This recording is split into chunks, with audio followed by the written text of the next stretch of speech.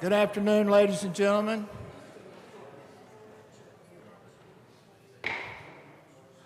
Will you come to order, please, for the June meeting of the Randolph County Board of Commissioners, and we welcome each one of you here tonight.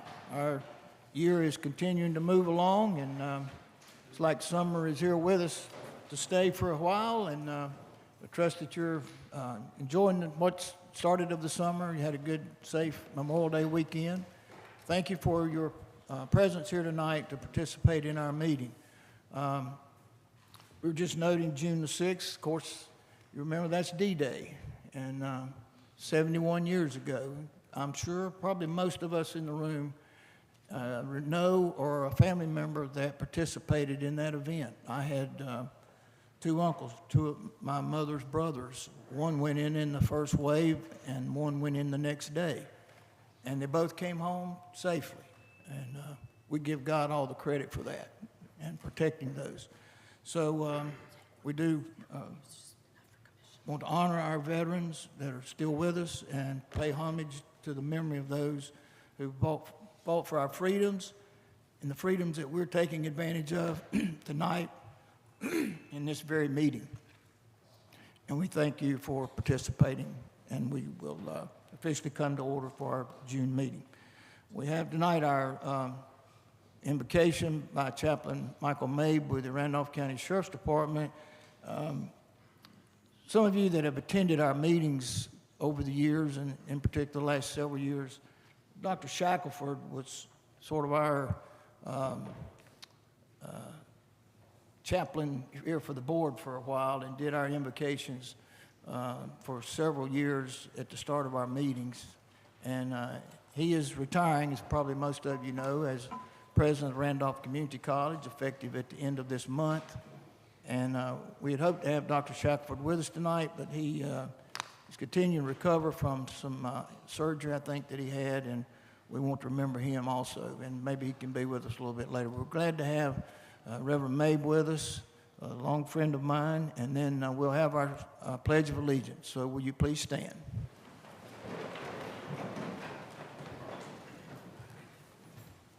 Chairman Fry, board members, it's an honor to be here tonight. Let us pray.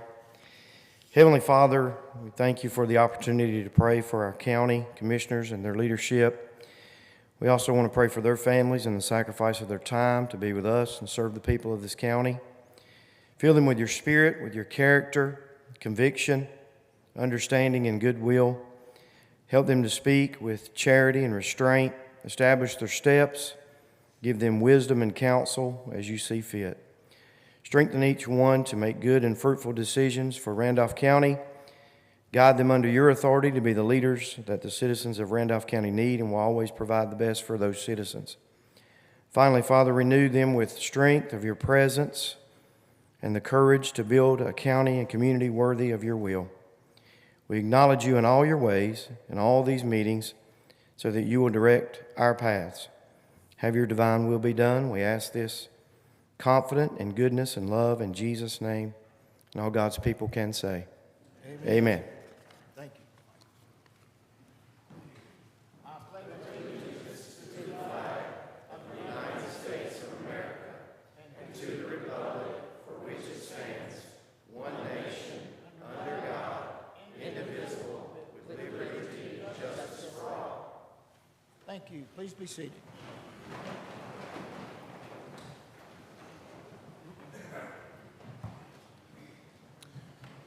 All right, we have some special recognitions tonight, and our first one is for Larry Poole, who's retiring after a little over 20 years of service to the IT department here at the county. I think Michael Rowland is going to come and make the presentation here.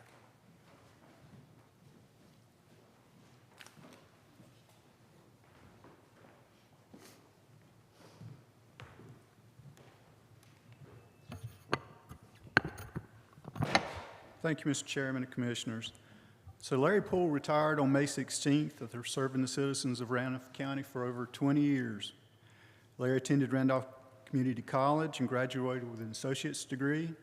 He began working with IT on November 16th, 2001 as a MIS Specialist 1. He provided technical support on the help desk, installed new equipment, performed hardware and software troubleshooting and repair. In 2004, Larry was promoted to a MI Specialist 2 and performed Microsoft Access programming along with his regular help desk duties. Larry has always had a strong work ethic and is always willing to help wherever needed. In January 2010, he was promoted to a MI Specialist 3. That position was later reclassified as an Infrastructure Services Specialist to reflect the network, data, and voice support provided. Since then, Larry has been responsible for the entire life cycle of technology assets, all the way from procurement, deployment, and disposal. Larry is well respected by our end users and his coworkers for his technical ability, friendliness, and customer service. He loves making people smile and is always there to help someone in need. After retirement, Larry plans on spending more time with his family, as well as fishing and relaxing in the mountains. His warm smile, sense of humor, and dedication will truly be missed. We wish him a long and happy retirement. Congratulations. Thank you. Thanks, sir.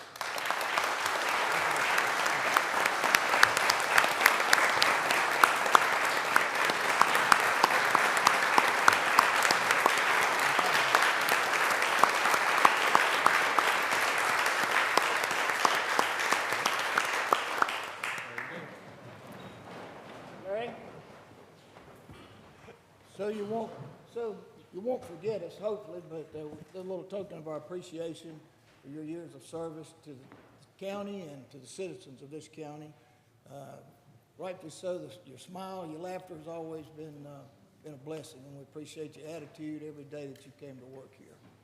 This is in grateful appreciation to Larry M. Poole in recognition of 20 years of service, June the 6th, 2022, Randolph County Board of Commissioners. God bless you and enjoy your retirement. Thank you very much. Thank you, Larry. Appreciate it. Enjoy yourself. Thanks, sir. Thank you, man.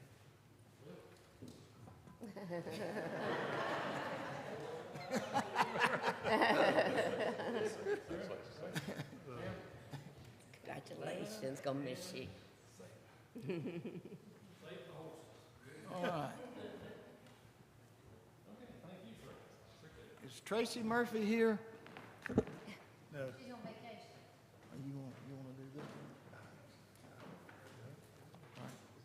All right.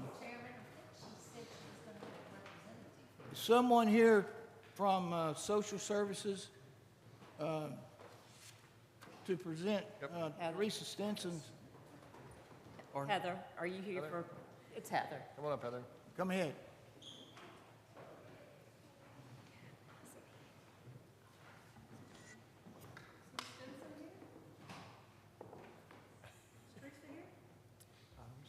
We don't know. Is Teresa here? I don't see her. She's starting her retirement today. We will do this next month then. All right. Thank you. Thanks, Heather.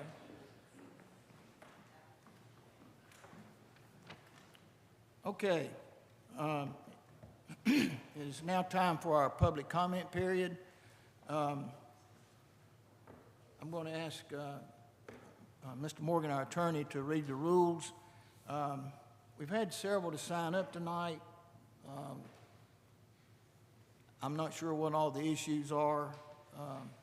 We will try to accommodate each one of these. I don't think they're all related to previous public comment periods that we've had, but I'll ask Mr. Morgan to read the rules at this time. Thank you, Mr. Chairman. The rules of procedure of public comment period are as follows. The public comment period will be limited to 15 minutes at the beginning of the meeting. If more time is required, it will be at the discretion of the board. Each speaker must give his or her name both orally and in writing before speaking. Speakers will be limited to 3 minutes. Comments are to be directed to the board as a whole and not to one individual commissioner. Response, discussion, or action concerning issues raised during the public input session will be at the discretion of the board. Speakers will be courteous in their language and presentation. and speakers should not discuss matters which concern the candidacy of any person seeking public office or matters in current or anticipated litigation. All right. I want to draw your attention to those comments related to personal attacks and courteous presentations here. Some of these have gotten away from that in recent meetings, and we're not going to tolerate that. Comments have been made about where somebody can go, and this is not the place or the forum to do that. And we won't have it, or we'll stop. And if it starts, then we're going to hold to the 15 minutes, or we will listen to those that are here tonight for those issues. I know there are a couple that are not related, and we certainly want to have opportunity for those folks to be heard. So, Madam Chair, who's first? Tim Saunders.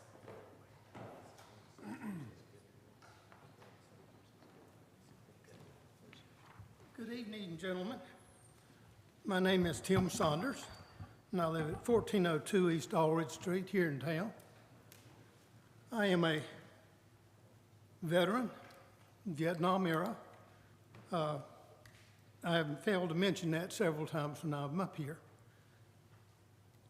But this afternoon, and you know, I hate you call that being civil rule tonight.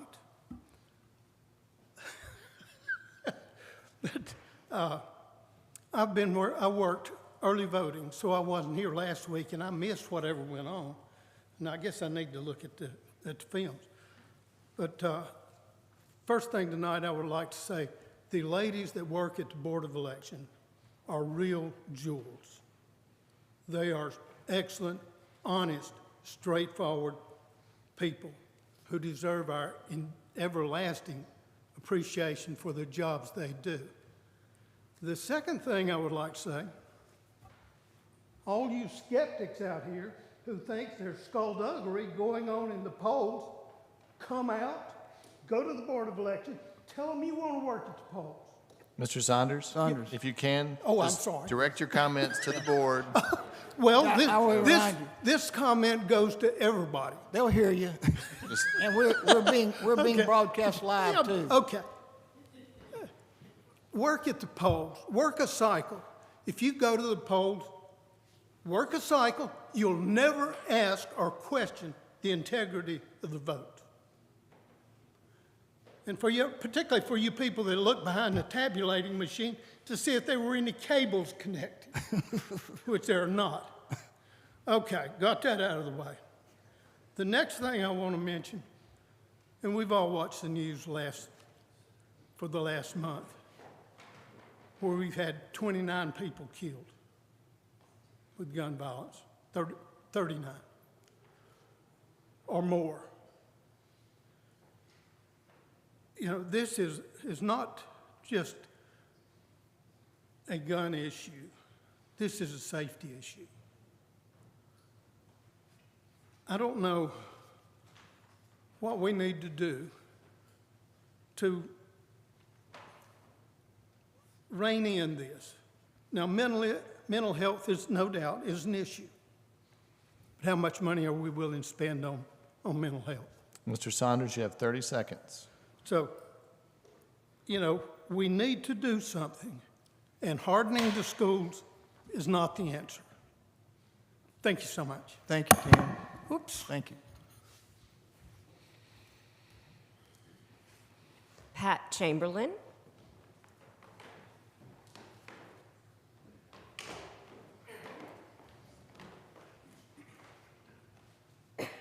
Good evening. Evening. Good evening. Hold the mic down so we can hear you. Thank you. My name is Pat Chamberlain. I have lived in Randolph County for 40-some-odd years and practiced medicine here, and I vote. So this is the first time I've felt moved to come before you. First, I wanted to express to you that I appreciate the hard work that it must take to serve on this board. I think that y'all do an outstanding job for the most part, especially attracting new businesses and industry to our county. I think that's a wonderful thing, and I do appreciate it. The thing that moved me to come in, though, is something that happened at your March meeting, and it's when you abruptly called for a vote on the Confederate statue on the courthouse steps. The reason that you did it was purportedly there was some kind of credible threat of violence of some sort. And I have seen the communication that came from Asheboro Police Department, and it says that there was no credible threat. So I'm not sure why that happened. You went outside of your normal operating procedures to call that vote, and you did it suddenly with no discussion. The only thing I could figure out that was maybe you thought if you voted on it and voted it down and the problem would just go away. But the problem is not going to go away. There are people all across this country and across this state moving Confederate monuments because it's the right thing to do.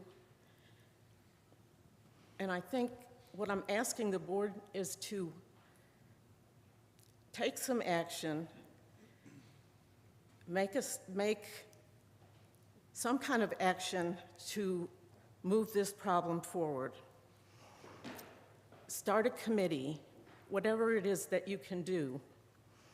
Investigate what your legal options are, because the people that feel that the monument should not be on the courthouse steps feel it very strongly, and there are legal ways to get the monument moved. So I'm just asking you to not forget about it. We're not going away, and to be honest and forthright and talk to us, because we're all humans and we all care about this county. Thank you for your time. Thank you, Dr. Chamberlain. Thank you. David Poe.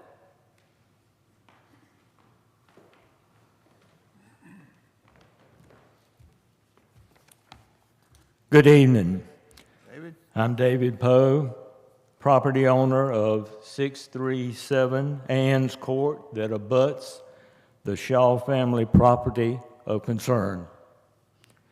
The Shaw property is on a slope, and we already are at the bottom of this slope. Flooding is already a problem, and it will get worse if timber is cut, affecting not only our property, but that of others as well. Erosion in soggy areas will become worse with mold, possible structural damage, and collapse of home walls. Increase of an animal migration will occur, namely snakes. You may wonder why I'm here this evening. It's because I have this concern. I only learned of this situation on Friday. This is as fast as I could act. And I do appreciate the opportunity to express my opinion. Thank you. Thank you. Mr. Mr. Poe, before you go anywhere, I don't mean to interrupt. I think, Mr. Poe, you called my office earlier today. Yes, sir. And asked about whether or not there was something on the agenda. I informed him that I was not aware of anything on the agenda as it relates to this. And I must confess with you, I don't know if possibly this item is going to appear on something before the planning board tomorrow. I don't know. Which property? Which property are you speaking to, Mr. Poe? 637 Ann's Court. Is it for rezoning? I do Mr. not Poe, know. did you call the city of Asheboro today after we spoke? Yeah. I spoke to a lot of people today. I've I'm not got- sure. I've got your phone number. I'm going to try to find out if there's a rezoning application before the city of Asheboro, and I will call you back and let you know. But This board, correct me, I'm not aware of anything not dealing that with this board is deciding tonight that has anything to do with this property. Right. Thank you very much. Thank you. Yes, sir. Thank you, Mr. Pine. Duane Roberts.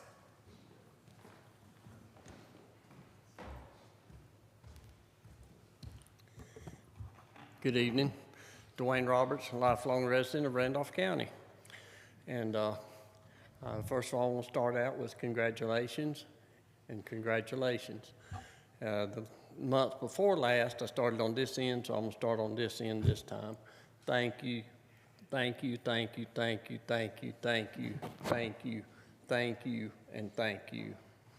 I hate that I missed the May meeting, but at my place of work, we had to shut down the third shift operation. I'm on second shift, so I'm taking 4 hours of vacation to speak this evening. But come about September 25th or 26th, it'll be my last day of punching the clock at Energizer Battery. And so I'm looking forward to that, and hopefully I won't be missing any of these meetings and can stay for the entire meeting. But I was saddened to hear about the comment about where you would go, so we'll leave it at that. But I didn't get the email or the text or the burning bush that God was stepping aside, you know. And for the last month, we've been going to church and worshiping God just the same. But Southern Heritage is not going away, and God our vindicator. Thank you so much. Thank you, Duane. Josh Brittain.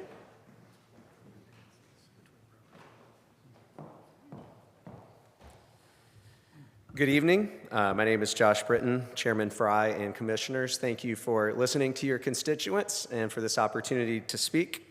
I am an ordained minister, the Executive Director of Mount Shepherd Retreat Center, and the Assistant T-ball coach for the undefeated Ashboro Bulls, and a licensed foster parent.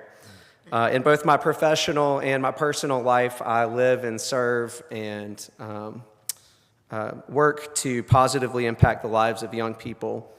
And as you know, of course, our community is overwhelmed by an extreme burden in our foster care system. I've had the privilege of serving these children and their families and caregivers through my work as a camp director and in my family's own work as a foster family. And it's apparent that our DSS system and our county is under-resourced to adequately care for the more than 100 children in our care. I speak tonight to urge you, our county commissioners, to seriously consider a creative proposal given later for a public-private partnership to address this crisis. The fact of the matter is that whether we do it on the front end or back end, our county will expend exorbitant resources caring for this crisis. And here it seems we have an opportunity to make an investment on the front end to proactively curb the crisis. And then secondly, speaking only as a private citizen, tax-paying resident of Ashboro, I simply ask that on today, the 78th anniversary of D-Day, the event that changed the world, the brave amphibious assault to protect our freedoms and that represented the best of this nation, I ask that why instead of celebrating World War II's heroes, does our courthouse, why is it overshadowed by a statue celebrating an unholy war against the United States of America? I speak to express support for moving the current statue to a contextually appropriate location where it can serve as a historical marker without literally overshadowing the achievements of the veterans of America's other wars. Thank you. Thank you. Franklin Suggs.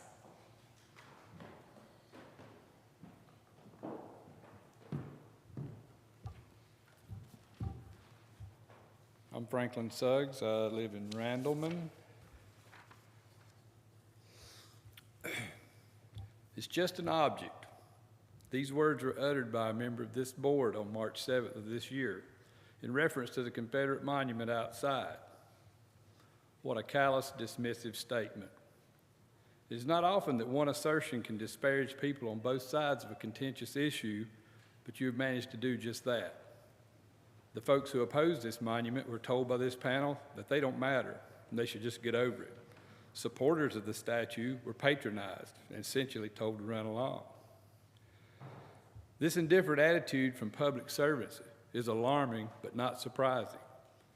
For several months, this panel allowed people to speak to both sides of the matter with no urgency towards making a decision.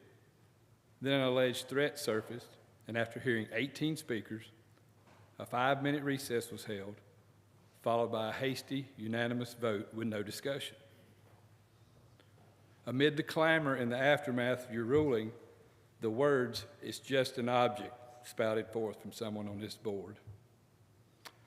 Is this how you treat your constituents? Like they don't matter?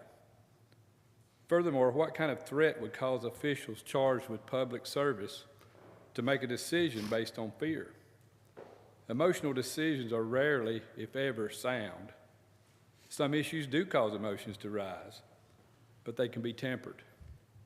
Intelligence and reasoning should be the only means by which this board decides any matter involving Randolph County's citizens. I believe the threat was a thinly veiled excuse to push through a decision with the hope that no one would question it. Those of us who have followed this issue with careful, logical concern cannot accept this. If you really believe that the Confederate memorial is just an object, there should be no problem to reverse your decision and to commence the process to find private property on which to relocate it. Because, after all, it's just an object. Thank you. Thank you. Ken Rhodes.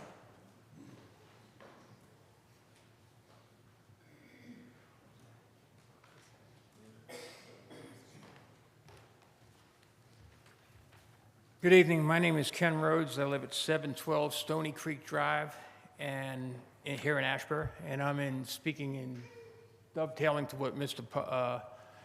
Dave said, Poe, regarding the Shore property tract.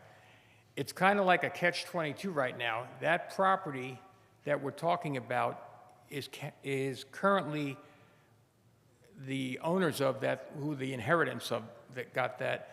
They want to clear cut that to take the lumber out. The problem is, just to give you an orientation of it, if you took Stony Creek Drive and fired an arrow north up towards 64, east of Chamberlain and west of Browers Chapel Road, that's that big tract of land in there with a big pond. Right now, the land is in the county property proper. The city of Ashboro owns the land, the land is just north of Stony Creek Drive that parallels Ann Court. It's a big tract of land, I'll give you that. However, it is sloped, and it's sloped down into the Pinecroft Village development. If it was to be used for building, I've already been to the City of Ashboro Planning Commission, they would have to annex the land away from the county, and in order to put in the utilities, the sewage, the electric, the water, the whole enchilada. If it stays with the county right now, it's basically unimproved land. However, when the last time, you all know where the Browers Chapel Church is up there? When they clear cut that section, the infestation of rodents and other vermin into the Pinecroft Village neighborhood was just overwhelming. I mean, people, right now we've got children that are coming back into the area. In fact, one of my neighbors is putting a pool in. I was killing copperheads left and right. And if they clear cut that all that's going to do is drive what's in the land there. So I only say this to you, I only bring this to your attention because it's kind of a catch-22. If we do nothing, it remains county land. If they clear cut it, it's going to impact city land. If the children decide to sell it, it's going to have to be annexed by Ashboro to be for development, for housing. So just to make you aware of what's in the wind right now, Carolina survey was just out. I only found out about this was because I was having my property resurveyed. And my neighbor is moving in that area. So we said, well, let's survey it all at once. And that's when the surveyors told me, well, they're looking to survey it and take over that whole land. And that basically is the land from almost all the way up to the back of Tractor Supply type of thing. to give you an Mr. idea. Rhodes, let me stop you there. That's 3 minutes. And like, Okay, I'm done. Like I said to Mr. Poe, there's nothing before this board. It won't be until the environmental impact is filed. Oh, okay. Well, Are we sure it's not in Ashbur's ETJ? It's not in the Ashboro city limits. It's in the county limits. it's in the ETJ though, so They it would be control zoning it would be for subject 1 to mile. their zoning. Right. So I'm not saying there is an application, but if there is a Yeah. zoning application, it will go before the Ashboro Planning Board and the Ashboro City Council, Not our, That is- not this group. That is correct, unless they go to annex the land into Ashboro, then it would come before you again. No, No, it wouldn't? no, Okay, I've been misinformed. no. it's a city issue. Okay, thank you. Thank you. Thank you. I think, when I looked at it, it is. Clyde Faust. It's right behind the answer.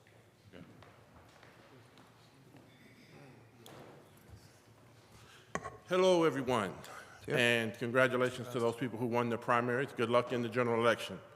I want to ask everyone in the room right now, if you would, if you have children, I want you to think about your children. To everyone in the room, please think about the faces of your daughters and your sons.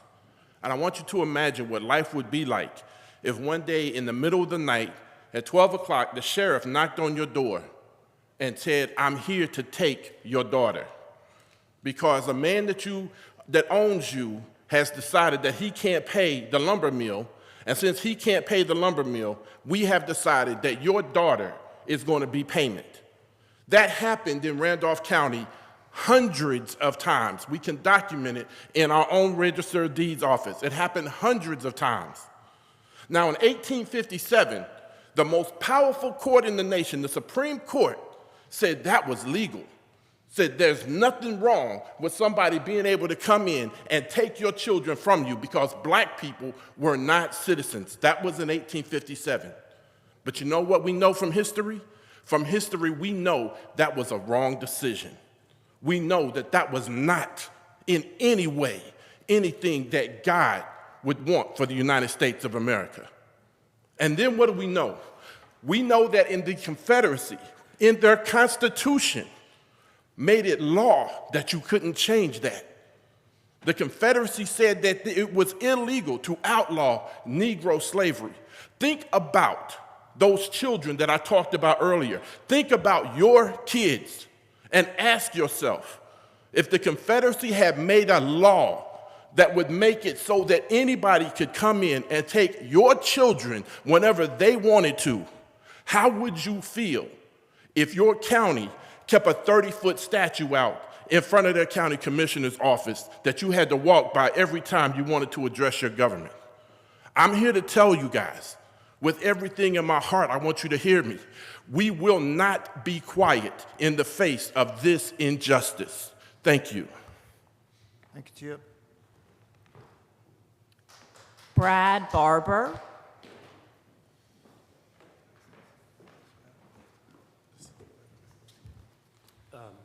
Had a handout?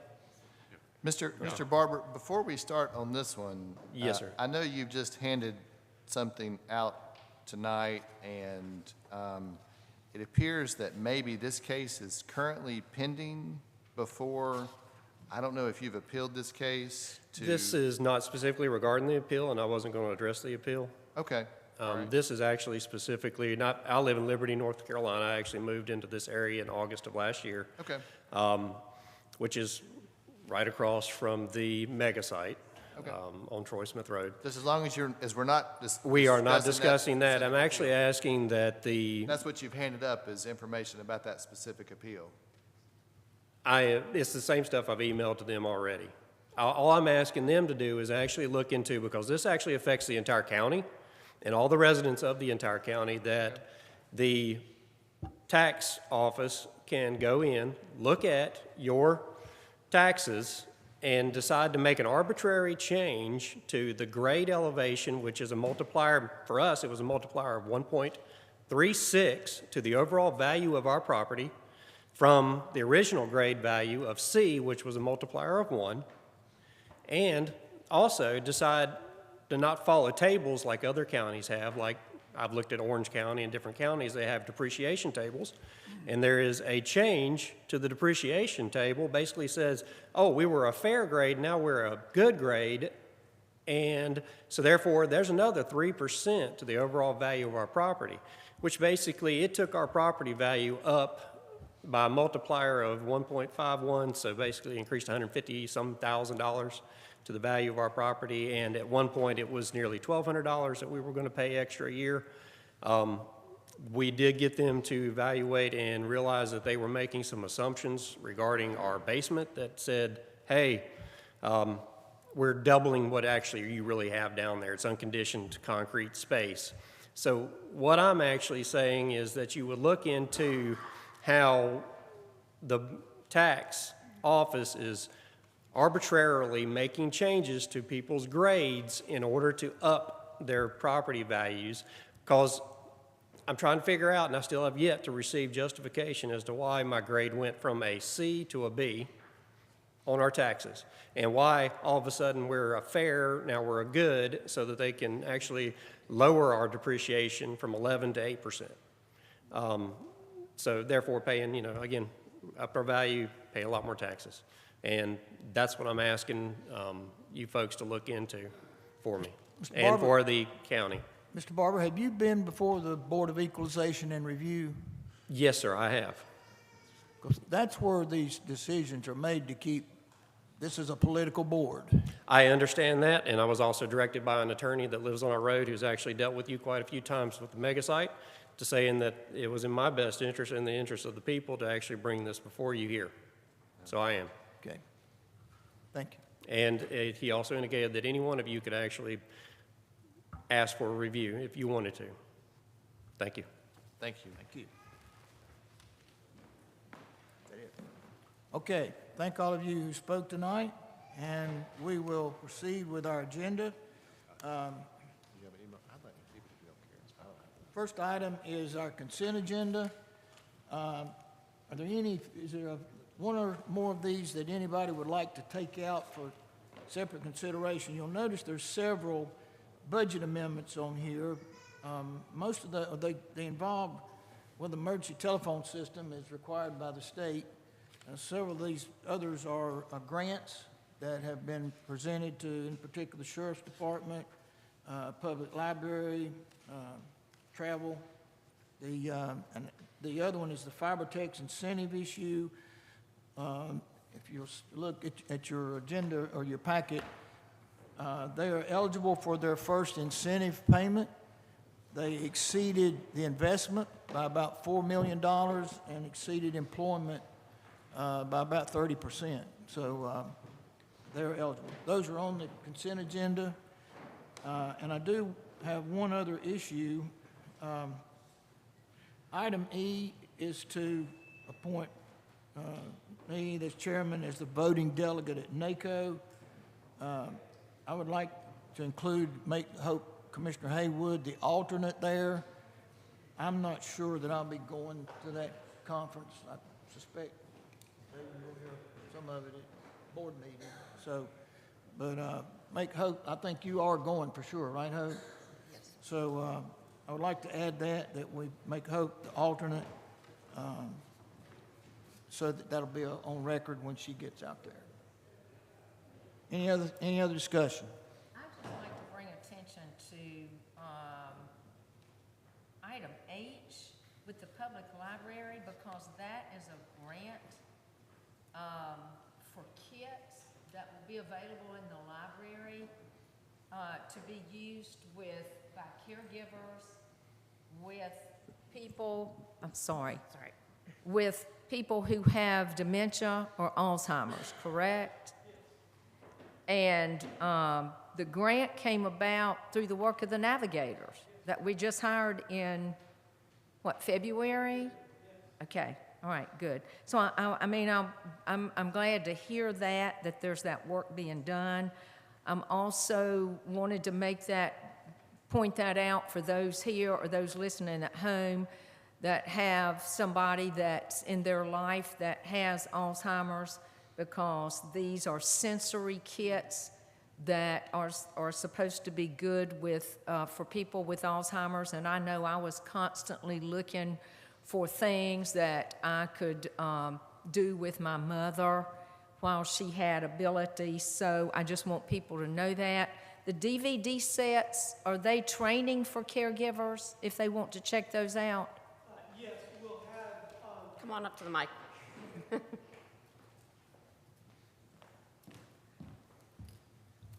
we will have 3 actual classes conducted around the county by a trainer from the North Carolina Dementia Alliance, and then that training will be available for checkout on DVD sets also. So. Okay, all right. So these kits will be available for checkout after that training at some point in time? No, anytime, once we get them assembled, there'll be 11 kits for checkout, and you know, if you already know how to use that kind of thing, you can just check them out. You don't need to necessarily go through the training or anything. Okay, like that. excellent, excellent. I'm glad to see something for our seniors that are experiencing health issues. So Thank you. thank you. Thank you. Good point. Any other comments? Is there a motion to approve the consent agenda? I'll make that motion. Have a second? Second. Do we need to mention the as amended? As amended, yeah, that's fine. The what? As amended for Hope? Yes, yes, as amended with adding Hope as the alternate voting delegate. Further discussion? Those in favor will say aye. Aye. Those no, and it's approved. All right, new business. First up tonight, we're glad to have Victoria Witt with us, and from Sandhill's Mental Health to give a report. I know there's a lot of conversation about mental health right now, Victoria. So.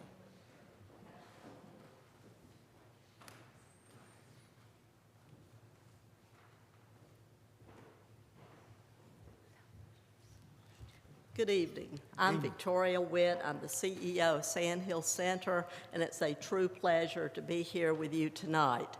I'm here to present our budget request, which is what I do every year, but I also want to give you some updates. We have a lot of things going on in Randolph County. Before I get started, I would like to once again thank this Board of Commissioners for your appointments to our Board of Directors. Commissioner Allen continues to serve on the Sandhill Center Board. He is a member of the Finance Committee, sometimes chair of the Finance Committee. You also have recently appointed Mike Ayers and Ann Shaw to our board. Both Mike and Ann are new to the board, but not new to Sandhill Center.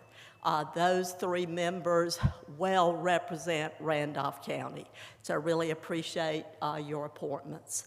As I said, I'm here tonight to present to you our request for county general funding.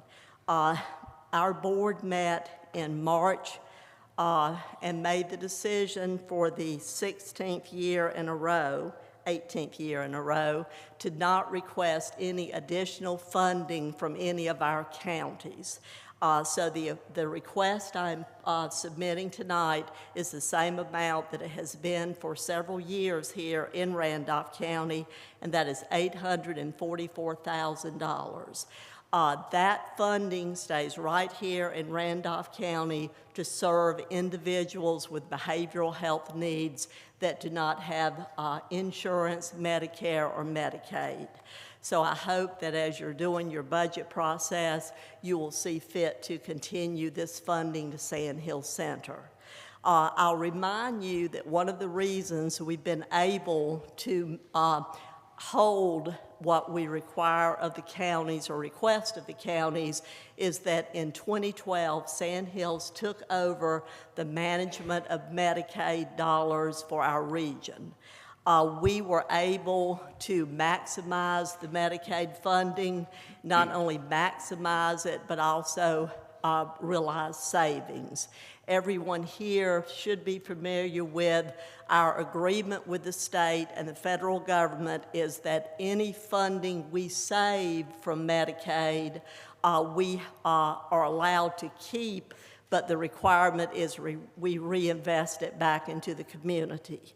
You are very familiar that over the past few years, one of those major reinvestments that we did for the Sandhill Center region was the facility-based crisis behavioral health unit over on Walker Avenue. We were able to work with the county to purchase that property, renovate the property, and I'm happy to report that it has now been open since March of 2021. I have a few statistics that I wanted to give to you tonight. I'll remind you that the behavioral health urgent care is on the first floor of that building, and that is where folks can come 24 hours a day.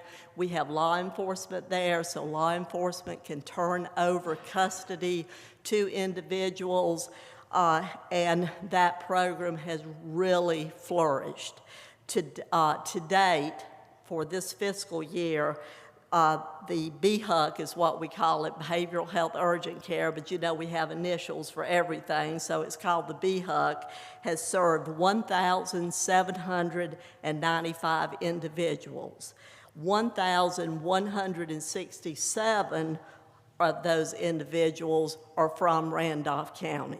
So that has been a true support not only for the entire Sandhill Center region, but for Randolph County. The other part of that facility is the facility-based crisis center, which is for adults, both voluntary and involuntary individuals, who are able to stay 5 to 7 days for crisis stabilization. To date, that facility has served 655 people, of which 170 are Randolph County residents. So we are very happy that we were able to develop this facility. I'll also remind you that we have done the same in Richmond County, and there are Randolph County individuals who are being served in Richmond County also. We are hopefully going to have the facility-based crisis center for children. The one here is for adults. We're going to have the one for children in Richmond County open really soon. Also, with the recent joining of Davidson County into Sandhill Center, we now have use of another adult facility-based crisis in Davidson County. Some of the other initiatives that we have worked on here with our reinvestment dollars is an agreement with Randolph County Schools where we provide funding for their alternative school to work with behavioral health issues, and we are in the process of working with the detention center here to provide funding for behavioral health needs at the detention center. Also, would like to update you on our new facility. I'm sure everyone is familiar with Sandhill Center, as we expanded north into Rockingham and Davidson County. Our geographical center started expanding north also. So we are developing a Sandhill Center corporate type facility here. We have purchased land at the intersection of New Century Drive and Veterans Loop. I was telling Commissioner Allen, I drove by on the way here, and we actually have a sign. So if you've not seen the sign is in the ground now. We have recently awarded the construction contract to Lomax Construction after we went through a bid process. We have our first meeting with them on Wednesday. We have already signed the contract. The contract is set to run construction from June 1st until March 1st. So hopefully that facility will be coming along by spring of next year. And just to remind you, that facility will be a little over 10,000 square feet. It will house staffing from Sandhill Center. We will also have our boardroom where our board of directors will meet. And we also are building that facility to have a large training room. We do 4 times a year, we bring all of our providers together for training. Up till now, we've had to rely on other venues, so we thought it would be important to have a facility that would accommodate training, not only for Sandhill Center, but for the community. And also would like to thank you for allowing Sandhill Center the last few months to meet over at the Government Center in the former Commissioner's Room. I told Commissioner Allen when we first looked at it, this room's so big, we probably won't need it all. Well, we have a 26-member board, so we have filled that room up. And it has worked out so well because it is so centrally located, because we have people driving now from Rockingham County and Davidson County, Harnett, so it's a good central location. So I really want to thank you for your use of that facility. In your packet, you have our usual dashboard. I won't spend a lot of time on that. We will be having one of our breakfasts in a couple of months here in Randolph County, and we will be going over that in detail at that time. Want to take a minute to brag on CIT. Our next CIT, Crisis Intervention Training, session will be June the 27th, and invite anybody who would like to come to that. Scotty Kidd is our training officer and our host officer for that event. We also have been very much involved in your opioid community collaborative. Understand there's some activities coming up in June, and really look forward to working with you on that. And then 2 last updates. As I said, last time we were here was back in October when we requested your permission to add Rockingham and Davidson County to the Sandhill Center region. I can tell you that has gone really well. December 1st, those 2 counties did join Sandhills, so now we have 11 counties. We stretch from the Virginia border down to the South Carolina border now. We have added board members from Davidson and Rockingham County, and just as importantly, all the funding for those 2 counties that had been going to Cardinal Innovations, the other LME MCO, has now been transferred to Sandhill Center to support members from those 2 counties. The other update is to remind you that Medicaid transformation is still occurring. The standard plans are now in town, so to speak, managing behavioral health for individuals with mild issues. The LME MCOs in December of this year will be taking on the role of a tailored plan, which means we will not only be responsible for the behavioral health needs of our members, but also their physical health. So we are doing a lot of work to prepare for that, and look forward to the next time I come before you. We will be a tailored plan in addition to our other activities. You also have in your packet our quarterly report and our annual report. And I gave you a lot of information, so I'm going to stop there, and I'll be happy to answer any questions you have about the budget request or anything about Sandhill Center. You answered one of my questions on the Medicaid. So that seems like that's moving right along. It is. I was thinking since 2015, I have stood here and told you it was coming, it was coming. Well, I think it's coming. Yeah. And the standard plans they're in place now, and we will be moving into that in December. What does that do for staffing? We're adding staff. Obviously, we had to add staff for Rockingham and Davidson County, but we're also having to add additional staff for the tailored plan. And I'll remind you that part of our role taking on physical health, we will also be collaborating with one of the standard plans, that's AmeriHealth Caritas, and they'll be giving us support in working around physical health needs of folks. But we are adding staff. We'll have to also in social services. Mr. Chairman, I would like to commend Victoria and her staff. Since I've been on the board, I think it's been in a state of flux and change and uncertainty the entire 7 years I guess I've been on the board.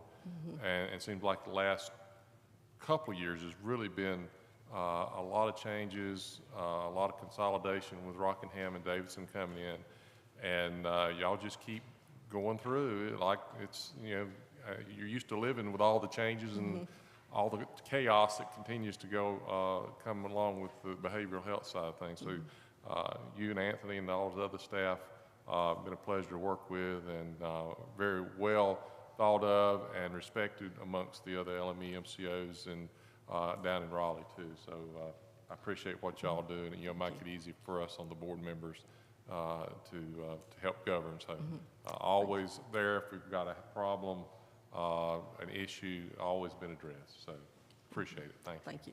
Thank you. I know Mark Richardson sure sings your praises. He's it's a pleasant day for them now to to move from where they were to where they are now. And I told him that. In the Davidson County folks, I'm on 2 or 3 other boards with Commissioner Richardson. And he's very pleased. He's been a real pleasure to work with. Yeah, good guy. All right, other comments? I got one question. The size of your group, I guess you could say, is that one of the larger? No, actually, we're right in the middle. There's 6 of us, and we are probably third because the LME MCO, you may remember, that was Wake County, and I'm talking population, that was Wake County, also added Mecklenburg County, so that population-wise. We, as you remember, when we were going through the discussions with Rockingham and Davidson, we were wanting to stay contiguous and also wanting to stay kind of in the middle. We didn't want to get too big. We knew we didn't want to stay small with everything else going on, but we are right in the middle of the 6. And I assume that's really where you want to be. Right. I think that's where the board. I think so. There was some talk of larger counties, but that would have been not in congruence with the rest of the population and the character of the other counties, because you've got mostly rural counties, Richmond, Anson, Harnett, Hope, pretty good sized county, a lot of land area, but the demographics are different from, say, a Raleigh or Charlotte or Winston-Salem.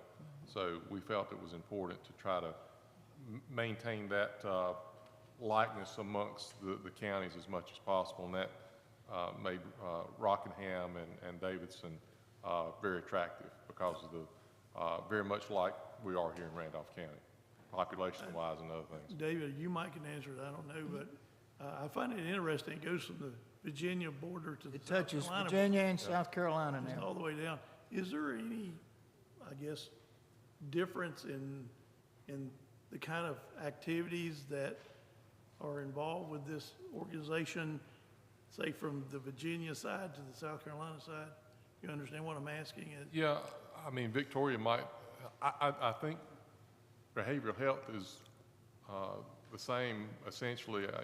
It may be just a little bit different providers and the density of the availability of providers and maintaining those kinds of folks, especially in some of the more rural counties. You may not have a certain provider. It may have to work a little bit with that, but I mean, it's not an inner city or anything like that with a different total environment. But with the advent of the facility-based crisis centers in Greensboro and here in Randolph County and down in Richmond. I guess that's in Lexington is the other Yes, one. Lexington. So, you know, the services are the needs are essentially the same for the most part. And Victoria, you kind of addressed that I more, would, so. absolutely, I would say the issues are the same. It's amazing, as I go from county commission meeting to county commission meetings, those issues are the same, but recruiting providers and also for us, recruiting staff makes a difference. If the closer you are to a larger area, such as Greensboro and even we're finding Lexington, that you are able to attract more professionals. But the issues are the same. We work real closely and pay a lot of attention to the County Commission Association, and I'm always amazed that whichever set of county commissioners I'm talking to, from the behavioral health perspective, the issues are all the same. You know, it's opioid, it's the same across the state, but as Commissioner Allen said, resource allocation can be difficult. I understand. That's the reason I asked the question, is the regionality of it all have an effect? And what you're saying is it's, with this group at least, it's pretty much the same all through. Yeah, for history, we were our own mental health agency, one county. And we kind of went kicking and screaming a little bit, but we could not have picked a better partner. And then, of course, Guilford sort of the same way because they wasn't hitting that population threshold. Right. But if you look, Guilford County is funding about 80% of this budget. And they have close to half of the population. But they too have been a good partner in the process. All of our counties, Randolph County, Lee Harnett, Guilford, and then our two new counties. All the counties have brought a different perspective and has made us stronger. Right. Yep. All right. Other comments? Thank you, Victoria. Thank you. Safe travels. Okay. Next item is a presentation tonight by the Children's Home Society. And welcome. Glad to have you tonight. And Trent Staten is here to make the presenting. And you have a couple of folks with you also, Trent. Yes. Welcome. Welcome, Chairman. Thank you, Commissioners. My name is Trent Staten. I'm an area director with Children's Home Society. But I think more excitedly and something's really unique for me is I'm also a resident of Randolph County. And I owe a big debt of gratitude to Randolph County because 20 years ago, if it hadn't been for Sir Pizza, I would not probably have married my wife who's in here today with me. So I'm very thankful for that. I'm also going to introduce our team. We have Donna Woods, she's our strategy director, and Matt Anderson, he's our vice president of programs and business development. We wanted to first start off by thanking you for the investment that was given for the community assessment that we're conducting today. The opportunity to work with the residents of Randolph County has been immense. We've now interviewed over 90 residents, 70 of them being caregivers. And one of the things that they've said over and over is they thank you for being able to be heard. One of the comments that we hear is that many of your residents believe that foster care is preventable. And at Children's Home Society, we believe that as well. We believe in the power and the importance of family. And I hope that when we go in our presentation about Together Works, you'll get a sense of that, and you'll understand that we believe that the opportunities ahead of Randolph County are amazing, and that we have a lot of wonderful things to think about. I was raised with two things: one, to love God, and to love your neighbor as yourself. That's how I was raised. And the second part, love, can't be really a noun, can it? It has to be a verb. And that's what we're going to be talking about, is how can we do some things for our neighbor that's activating the good resources and the keen minds and the wonderful things that are here in this county. So Donna Woods will be presenting most of this presentation today, and then Matt Anderson will come up for closing comments. Do we have a clicker? Okay. Okay. Just push it up. How do I proceed? Oh, right here. Excellent. Good evening. Thank you so much for having us this evening. So first, I want to start by sharing some of the findings from the community assessment to date. We have found this process to be very informative and will definitely set a foundation for success moving forward. So first, when we looked at family wellness data, the overwhelming conclusion was that the outcomes are moving in the wrong direction for families. At every stage of data that was received from DSS, we found more and more family stress. We saw things like more families reported, more assessments being needed, more services being required, increased intensity of those services, and we saw repeatedly more and more families cycling through the system over and over again. And this was found to be very overburdening to the DSS system. The leadership reports, they really are feeling the impact of this increased stress on families. So I want to share a couple of data points specifically. When we looked at services needed, in 2017, there were 512 children that were identified as a result of assessment as needing services. But by 2021, this number had jumped to 935 children. This represents an 83% increase in a 5-year period. When we looked at foster care and the number of kids in care over a 12-month period, in 2017, there were 172 children over a 12-month period. But by 2021, that number had jumped to 296 children. This is a 72% increase.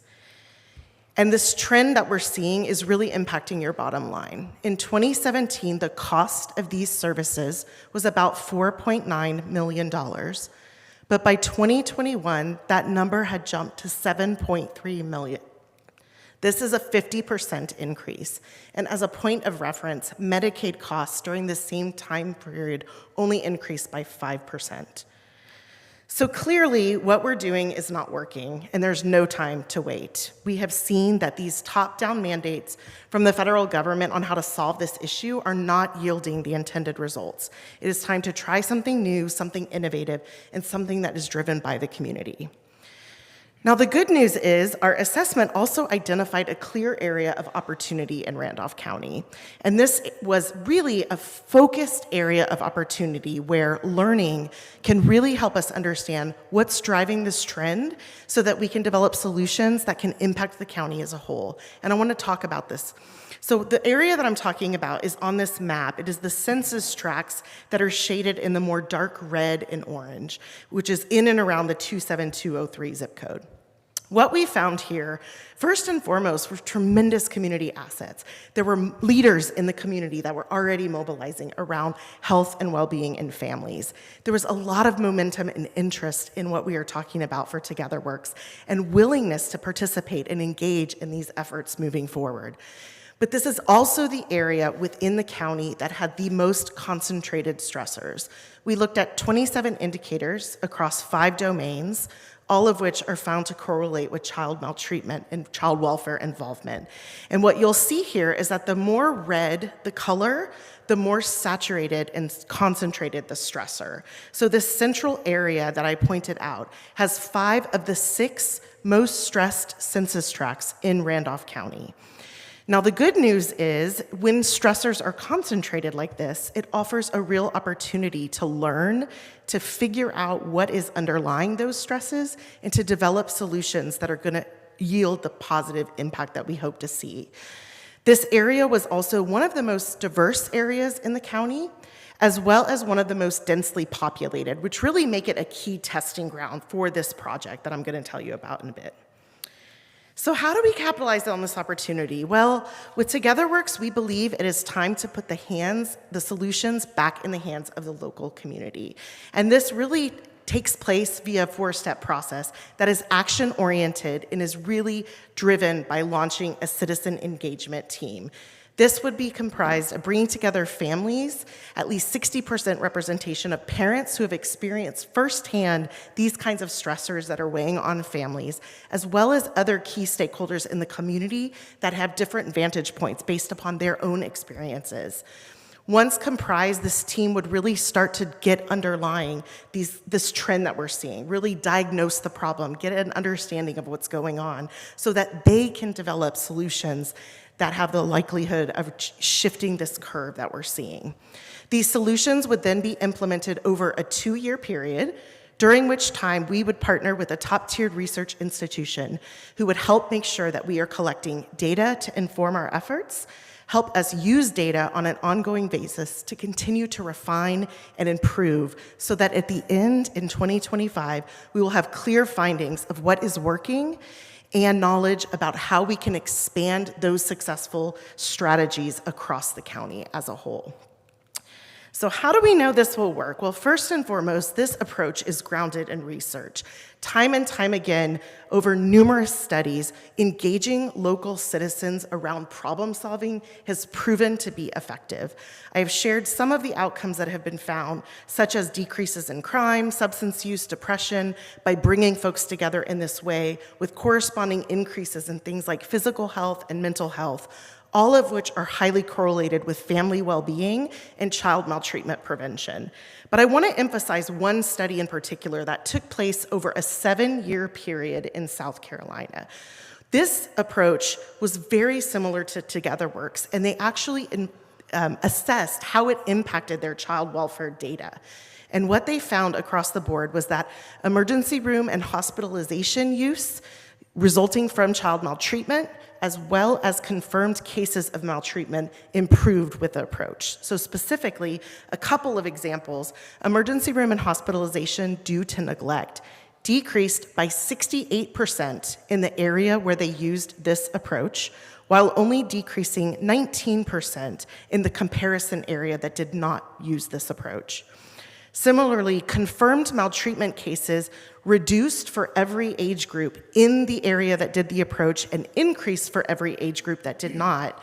I've put one specific example of what happened with children 2 and under, where they saw a reduction of 11% in the area that had used this approach that we are proposing, with a corresponding increase of 85% in the area that did not. So we believe this approach offers real opportunity for Randolph County. Finally, I want to point out how closely aligned this is with 3 key goals of your strategic plan.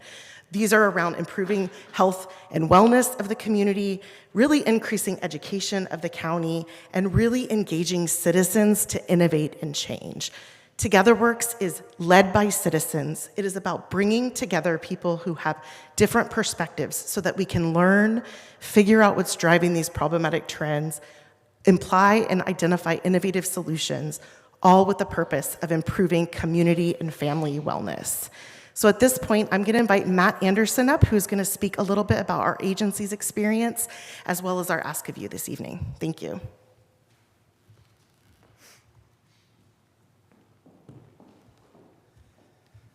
Good evening. Chairman Fry, members of the commission, thank you for the opportunity to be here tonight and to present TogetherWorks to you. And I'm going to talk a little bit about the proposal that we've already submitted and what the plan is going forward.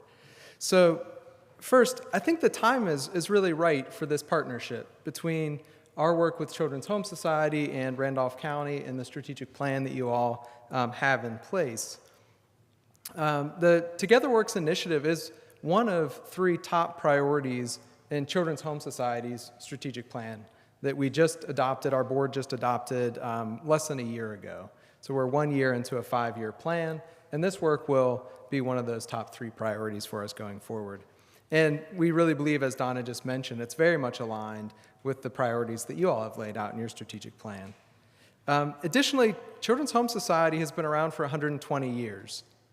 So we have been working with children, families, and communities for a very long time and have a track record of success and a track record of being a leader in innovation, which is what we believe this initiative is that we've already started with your investment in this assessment process.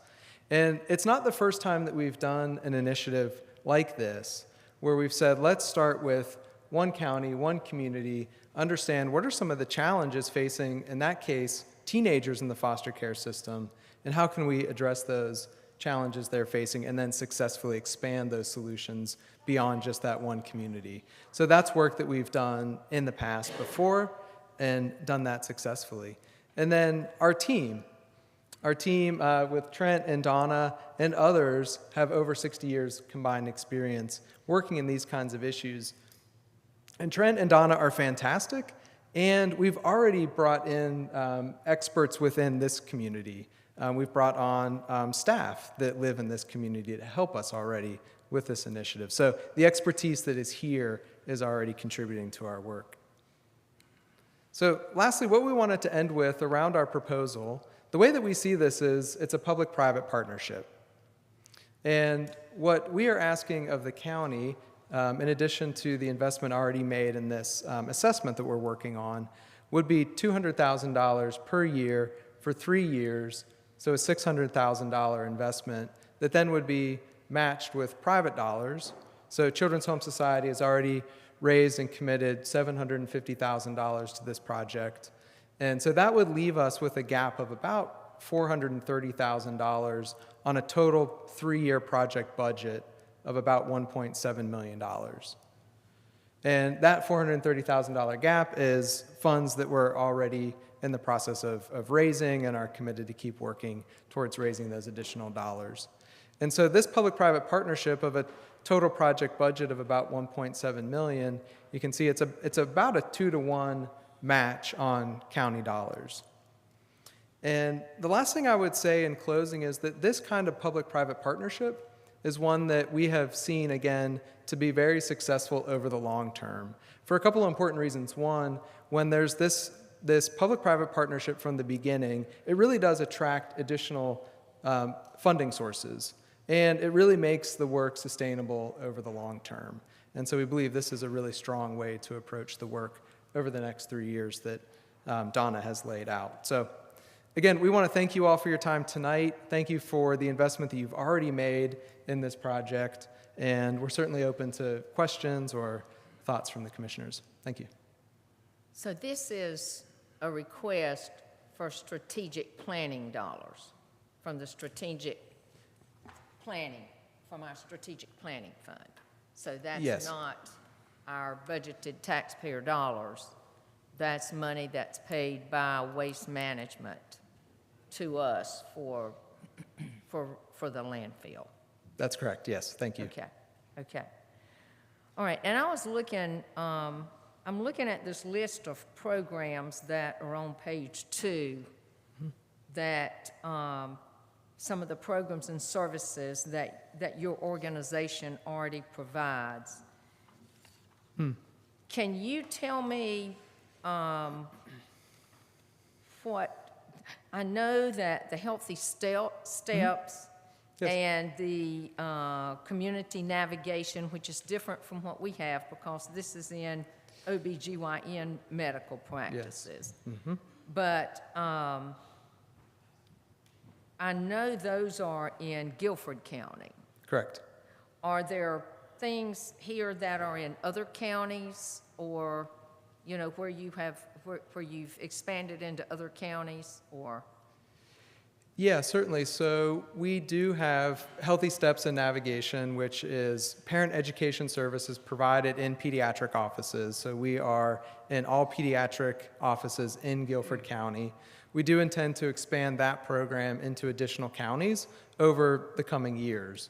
And so that program will expand. We do also provide an intensive family preservation service. And so that's intensive in-home services to address needs that are of imminent risk of a child being removed and placed into foster care. We provide that service in about 30 counties. The example that I referenced of older youth in foster care and the challenges they experience, the challenge specifically there is quote unquote aging out on your 18th birthday, which means you've been in foster care for maybe 10 years.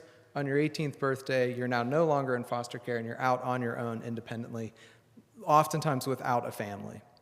What we do is work with those kids while they're in foster care to find them a permanent family. We provide that service starting in one county, now in all 100 counties across the state. So those are a couple examples of services we provide that are either in one county or are beginning to scale regionally or statewide. Okay, and then on page 4, I'm looking at the partnerships in Randolph County. So all of these are agencies or departments that have been involved in this so far. So Correct. our social services, our public health, our partnership, and I see representatives from, you know, from some of those here. Even the opioid collaborative, the CHAMPS, which is a partnership, Commissioner Allen's been on that, RCC, our schools, Your Choices Randolph, Our Daily Bread. Correct. The Community Navigator Program, you know, one of our churches. So you've already started developing partnerships and looking at resources that are already here. Correct. Yes. So at the beginning of the assessment period that Donna mentioned, the funds that we received were directed to the Partnership for Children, and then they subcontracted with us to do the assessment. That was the start to our partnership. I think Lisa's still here. That was our start to building relationships and building partnerships in the community, in addition to Trent, who was living here, of course, already and has lots of relationships. But as you mentioned, that long list, those relationships and early partnerships have grown. And I think one of the things that, and Trent mentioned this, that we've been really enthused by about going forward is the interest from a cross-section of the community. That list of providers, community members, organizations, the library, right? Lots of people saying to us, yes, this presents a real opportunity for Randolph County to do some things differently to support kids and families and make sure we can reverse some of these trends that we saw in Donna's report of increased need and increased foster care. Just a great deal of interest in what this could mean for the county. Okay, and then a question about, you're requesting $200,000 a year across 3 years.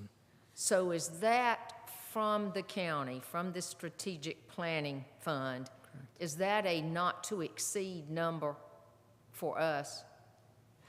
I would think so.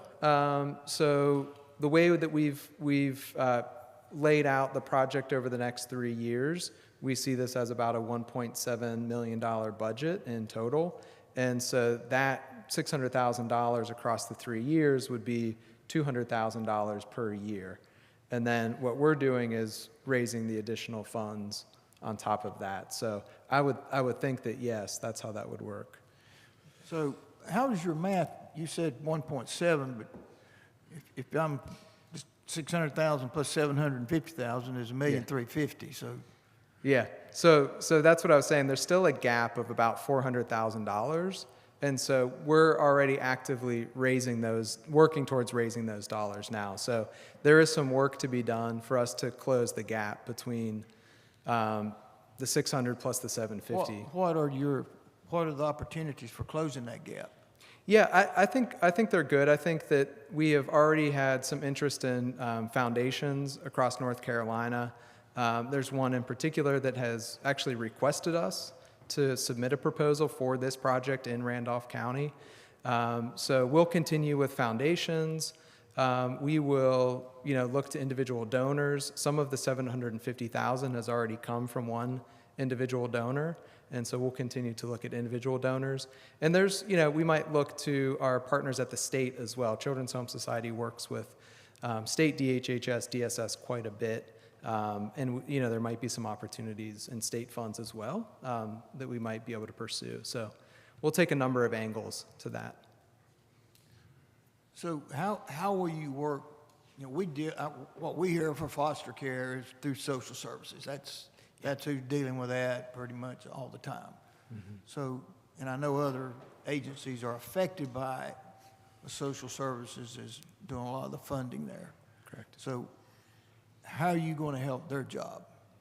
Yeah, absolutely. So, and I'd love to be able to hear from DSS themselves on that question, but what we hear from Department of Social Services is that increase from 172 children in foster care to 293 children in foster care, that overwhelms Randolph County DSS significantly. So, for example, part of my job is also overseeing our foster care, Children's Home Society's foster care program. We get calls every day from DSS agencies, including Randolph County, saying, we don't have placement for these children. We don't have homes for them to go to. They're sleeping in our building overnight. We get those calls all the time. So that kind of stress and burden on a county department is really difficult. And so part of what we're trying to see here is, well, how do we go a little bit further upstream and start to address some of the issues that are bringing kids into foster care and alleviate some of those stressors. So it's a partnership with what we would be doing and what DSS is doing to serve, I think, shared goals. Do you try to recruit foster families? We do. Mm-hmm. How about for adoption? We do adoption as well. Mm-hmm. So we have, Children's Home Society has an array of programs and services, and so we're doing everything from the Healthy Steps program in the pediatric office with newborns and trying to really strengthen parents, all the way through foster care, adoption, post-adoption services. I've got 2 or 3 things, if I could jump in. Right ahead. I'm very familiar with the foster care program here. Obviously, I'm on the DSS board, and your numbers are there. Yeah. It's astounding to look at, but the numbers are true. They're becoming more and more prevalent. I happen to know of a situation of an 18-year-old that Randolph County could not place. Yeah. And that 18-year-old wound up in Stanley County because there was no room in the inn here. That's right. And I know that particularly myself. Yeah. So there is a problem here with finding foster homes for these children. There's no question about that. And I know some folks personally. Happen to know a young man that I saw my practice to that has now 5 children, 3 of whom he's adopted, 2 are foster. Yeah. That takes a real commitment. Yeah. But these kind of things happen, I don't want to say routinely, but it happens a lot. Sure. I've looked at your numbers here, and if I may, Mr. Chairman, kind of look at some of these. The 600,000 in total here for Randolph County, 200,000 each year. You've got a private foundation pending for an anticipated maybe 350,000. Correct. Is that still pending? It is still pending. We have submitted a proposal and have been told that we will they'll have an answer probably by the end of this month. By the end of June is what we anticipate. Gotcha. Yep. And you've got an anonymous family foundation committed. Yes. Yes. For a total of 300,000. Correct. Which helps you tremendously. Yes. Then you've got other funding sources. What other funding sources are we talking about? Yeah, so that's what I'm saying. There's still, so with those $2 amounts, we feel very good about raising that amount of money. And then beyond that, we will be looking to other foundations here in North Carolina, individual donors, and I do think, I don't want to overspeak here, but I do think there's the potential for some state funds as well for this project. Included in that 528,000 that you've got, the 528's other funding sources over 3 years. You're saying that could include some other funding sources from Correct. state monies as well, to include in your 1.778. Correct. You said 1.7, it's really closer to 1.8 million. It is. Budget there that I can see. The one thing that did, that I think we as commissioners need to understand, you got one line that says family member stipends. Yes. Could you enunciate a little bit sure. more about that? Yeah, happy to. So throughout the presentation, and there was one slide that says the local community knows best. So this approach that Donna outlined that we want to take, this research-based approach, it really relies upon bringing together the expertise of the community to, one, we are doing assessments, correct? So we've done, qualitative data analysis. We've done these 90 interviews, so qualitative data, census tracking data. That's all incredibly helpful information. But then there's also the knowledge and expertise that exists within the residents of this county, particularly family members who are experiencing or very close to experiencing child welfare involvement. And so we want to organize a way to bring them together and be participants in making sense of all that data that we brought together, and then working together with us to say, how do we now not just make sense of it, but start to design solutions that could address these challenges? And that's time and expertise that they have that we just want to compensate for. So it's actually those funds would be paid out to residents of Randolph County to share with us their time and expertise. To help with their cost. Exactly. Yep. Yeah, to pay for their And time. actually going to Randolph County participants. Yes. Yeah, it'd be going to residents of Randolph County here. Yes. I also took the time to look through financial data that you had on here, and you guys are fairly healthy, I'd say, from an organizational standpoint. I did look at your financials. Good. And so what your strength is, that you can be able to participate from your standpoint, not only from Randolph County standpoint, but from your agency standpoint as well. Yeah, I appreciate you looking into that and recognizing our financial strength. We take that very, very seriously as an organization. I'm a member of the executive leadership team of Children's Home Society, and our programmatic performance, the results that we have in serving kids and families, is 1A for us. Our financial performance is 1B, because we have to be a strong organization to be able to achieve the mission that we set out to live every single day. So we take the financial performance very seriously. And this initiative is, as I said, it's, we have a strategic plan that we're living into right now. It has 3 major areas of priorities, and this work is one of those 3.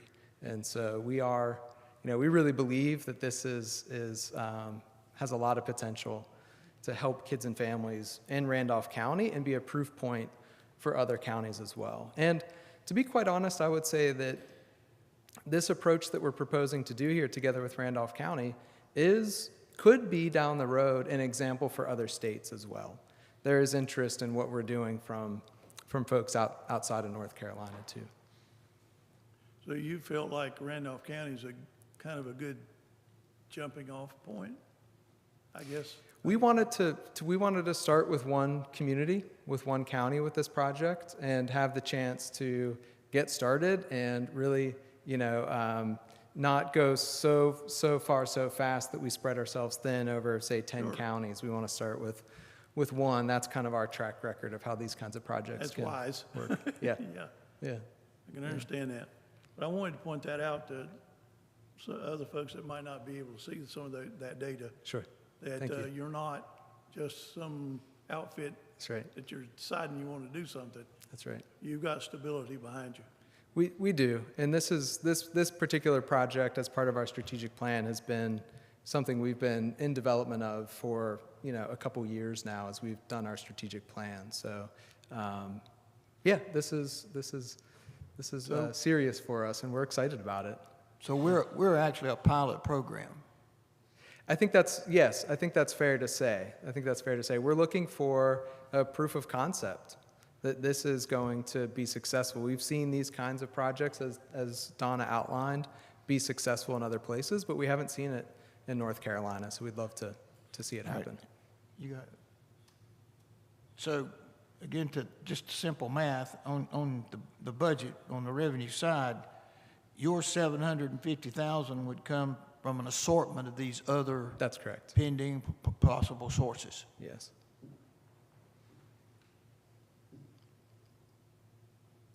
Okay, so let me ask you, let me make sure I understand this. So if I understand it,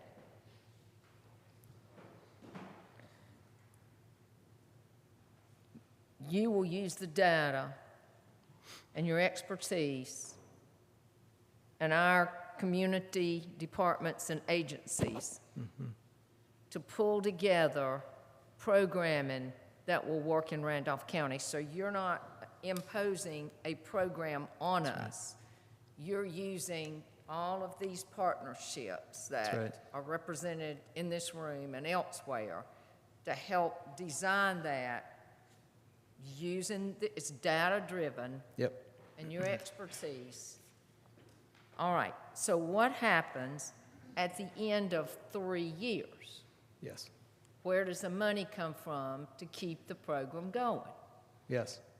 So at the end of 3 years, so what we would hope to have accomplished in those 3 years is what you've laid out, that we've been able to collect the data, understand what the main issues are that are putting families under stress, that can lead to foster care involvement, work together with the community to design a set of solutions, leverage the existing resources that are here, maybe bringing new resources here.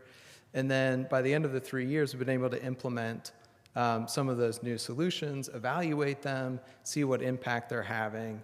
And then what is going to be required for sustainability over time, I think is going to be dependent upon what those solutions are that get implemented. And so whatever those solutions are, as we go through the process, we're going to be looking at, okay, what are the available funding sources for these kinds of services? There could be Medicaid opportunities, there could be state appropriated funding opportunities, there could be the potential of reduced costs in another department that then allow funds to be free to pay for new or built up preventative services that are strengthening families. So if the data shows decrease in the foster care program. So just taking that for an example. Sure.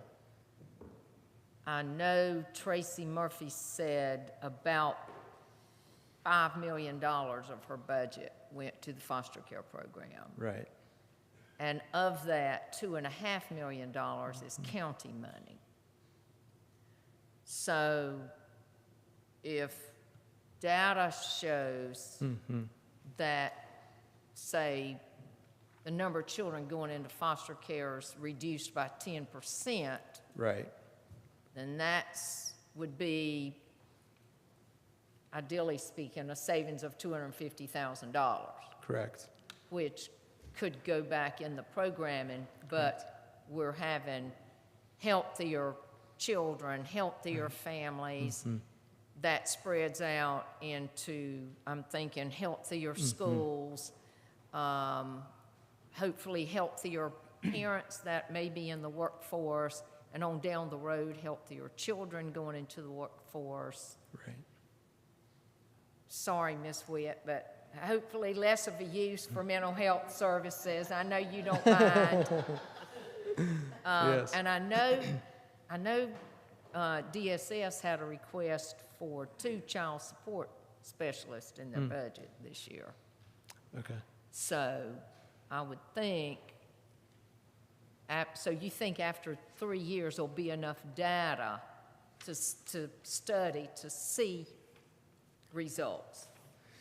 We are certainly going to collect that data over the 3 years to see if that is the result. If it happens within 3 years, that's what we're hoping for. It may take longer.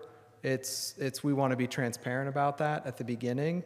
But yes, that is a big part of the intent here, is that what solutions we bring that come through this community process are designed to strengthen families, keep families together, prevent foster care entries, so that 73% increase over the last 5 years would start to reverse, and we'd start to see a decline in kids coming into foster care.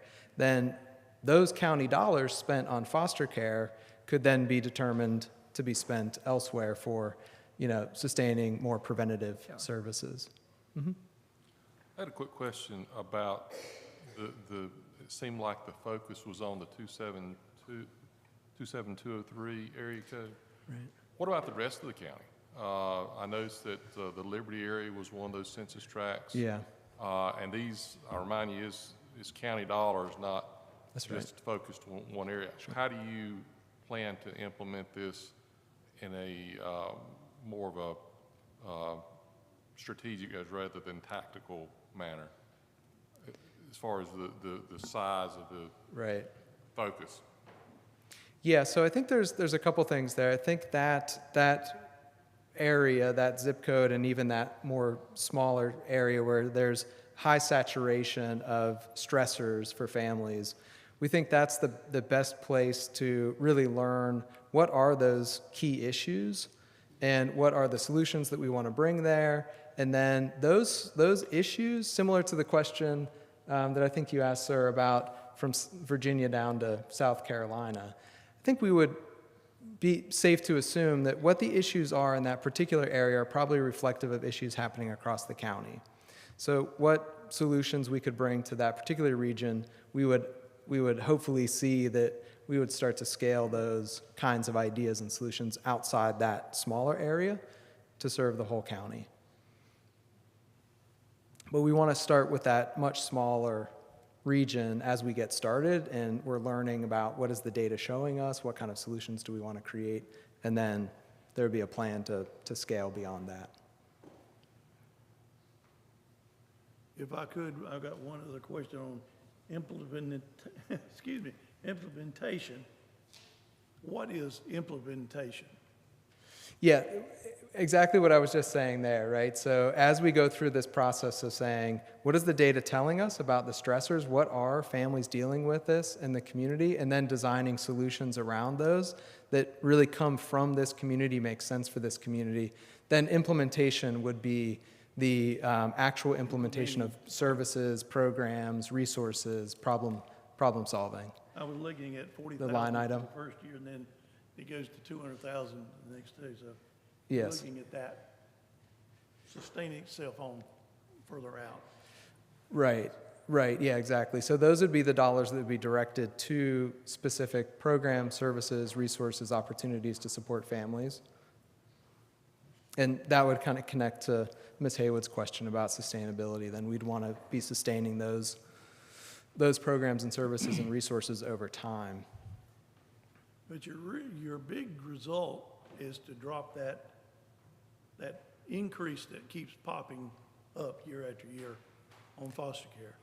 That is a huge indicator of how well families are doing in any county, in any community, and absolutely one of the things that we want to bring down. It is, for Children's Home Society, the strategic plan that we laid out, there are two key issues that we want to work on, and that's one of them across the state. How do we bring those numbers down across the state? How can we contribute to that?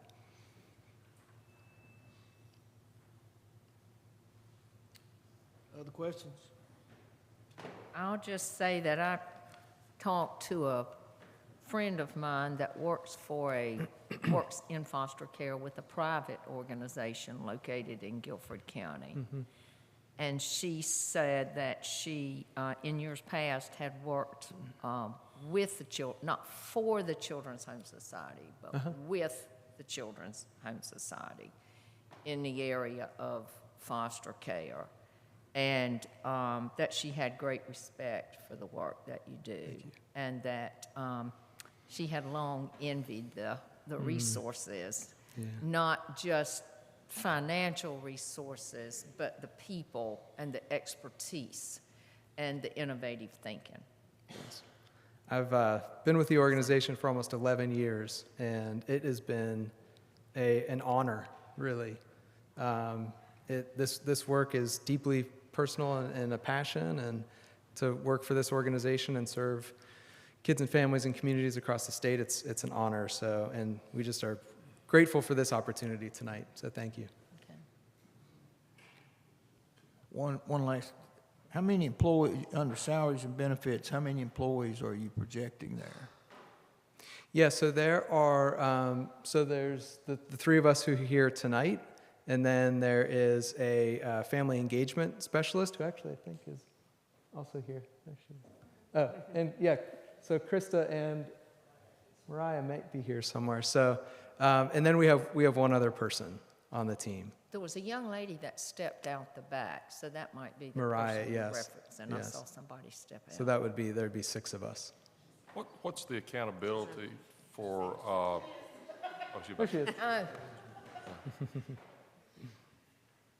Year one, year two, would it be possible for you to report back to us where you are periodically in the process? Absolutely. And I Yeah. would encourage you to include outside the Ashboro area in some of your data gathering, because it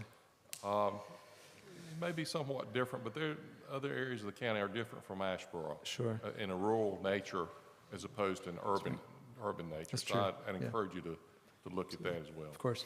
Yes, and we are, so Donna referenced the assessment that we've been working on, so we will present the findings of that, and the data will be across county. And then, yes, we would absolutely, at any interval that would be helpful, we would present updates.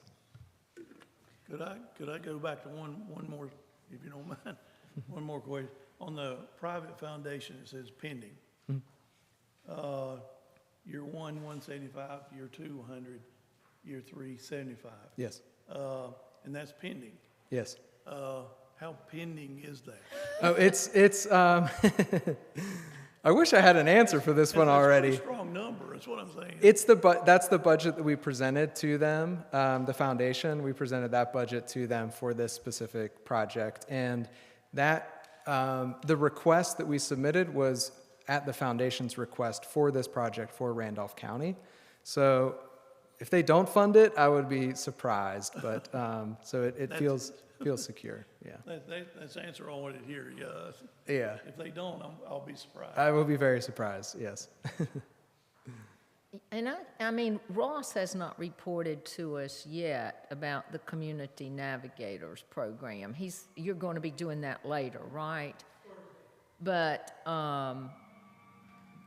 he has that for us, for Randolph County, that was innovative. And Yes. so with the partnership and DSS, Public Health is always involved, and with the library, that they hired the first navigators in February. So they've already gone after this grant for, for our senior population and caregivers. But then, how many referrals did you tell me they had already, Ross? Ross will have to start sitting on the front of I know, sorry. As of, I've got a new count coming, but as of May 15th, it was 101. So that's an average of more than one a day. Yeah, okay. And that is preventive in nature. Yes. So It's crisis, sometimes it's crisis intervention and Sure. sometimes, yes, preventive. Sure, but we put it in place, and for us, it was that step, toward, more prevention and connecting people with services. And so for Randolph County, that was innovative. And so we have some other things with, through the partnership and public health programs that they've done. And so I feel like, I'm really proud of what we already have in place here, and what I see from the organizations that have their hands on family. And so I just feel like with that expertise and those funds and using what we have in place, that it can make a dent in what we're facing. And I just know that what we're doing is not working. It's not working. So, all right. All right. Our next agenda item is the continuation of the public hearing on the fire department districts that we started last month. And due to a need to get this properly posted in the local newspapers, we had to bring it forward again tonight. So I'm going to ask Amy if she has some introductory comments for us, and then we'll open the public hearing for anyone here tonight. Certainly, thank you. So as you know, the county service fire protection districts that are currently in place in the county have a 15-cent cap on the tax rate. At your meeting in March, you officially considered moving forward to abolish the current cap districts for Climax, Franklinville, Gilrand, and West Side, and to replace them with districts that do not have that limitation. It's important to note that the proposed new districts contain the same properties that are currently contained in the cap districts for those areas. On June 6th, you held a public hearing on this matter, and prior to that hearing, notices of the hearing were mailed in accordance with statutory requirements to the owners of property in those districts. Tonight is a second public hearing, and prior to this one, notice of the public hearing was published in accordance with statutory requirements in both the Hub and the Randolph Record. So at this meeting, you will hold public hearings on the abolishment of the current cap districts and the creation of new uncapped districts for Climax, Franklinville, Gilrand, and West Side. At the close of the hearings, if you make the finding that the current cap district is insufficient for the continued provision of fire protection and emergency medical first responder services for that district, you also find that there is a demonstrable need for providing those services in the district, that it is impossible or impracticable to provide the services on a countywide basis, that it is economically feasible to provide those services without unreasonable or burdensome annual tax levies, and that there is a demand for those services in the district, then you may pass the resolutions abolishing the current districts and creating the new uncapped districts. And if approved, the changes would go into effect July 1st. And I can answer any questions you may have if you have any. Otherwise, we would just move forward with holding the public hearings. So, just so I'm clear, the motions that we have written out for us, then we also have a motion for the resolutions. I didn't write your motions, so I don't know what motions. You have four. These motions are for the resolution. They That's are all- for the and that's resolutions, all I we would need to assume. do. You have 4 resolutions, one And for we need each to do them district. individually. Right, and the resolution does both things. It abolishes the current district and creates the new one. So it's one motion for each district, one resolution. Everything that you're mentioning is included in the resolution. Yes. It is. Okay. Any questions of Amy? Amy, I think you said June 6th meeting. I think our public. Oh, I'm hearing- sorry. I probably did. I think it was whatever. It was at the May meeting. Okay. It was at the May meeting that you held the first public hearing, and today is June 6th. Sorry, I just misspoke. Well, my wife says I didn't listen too well. Anyway, No, so thank you. I'm glad to be corrected, so. All right. Any questions of Amy? All right, We thanks. may have one later. All right, we'll open the public hearing. Is there anyone here from Climax Fire Department area that wishes to speak to this matter? Anyone? Franklinville? Gilrand? And next is Franklinville. West Side, I'm sorry. No, East Side. Wait a minute. No, West Side, it's Riesel. Yes. That's not on here. Yes. Anyone from West Side? All right. Then we will close the public hearing and come back to the board for our actions. Mr. Chairman, I move to approve the resolution abolishing the 15-cent cap Climax Fire Protection County Service District and create a new service district without the cap. Have a second? Have a second by Commissioner Kidd. Any discussion on the matter? Those in favor will say aye. Aye. And opposed, no. And it passes 5-0. The next one is Franklinville. Chairman, I'll Move to approve a resolution abolishing the 15-cent cap Franklinville Fire Protection County Service District and creating a new service district without the cap. Do I have a second? Second. Second by Commissioner Kidd. Those in favor will say aye. Aye. Opposed, no. It is approved.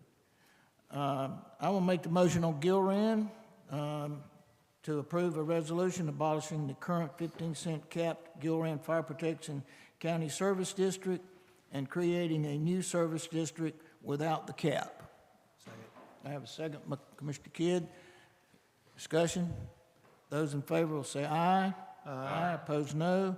And it's approved. And next and last is West Side. And I'll make a motion to approve a resolution abolishing the current 15-cent capped West Side Fire Protection County Service District and creating a new service district without the cap. Second.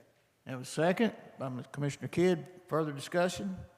Those in favor will say aye. Aye. Opposed, no. And it is approved, 5-0. All right. Thank all of you. I know we have several of our fire chiefs here tonight. Thank you for your patience and due diligence as we've moved through this. And Eric, for your help, appreciate it. So we will move on to our next agenda item. And that is the library contract with Ramsor. Ross Holt.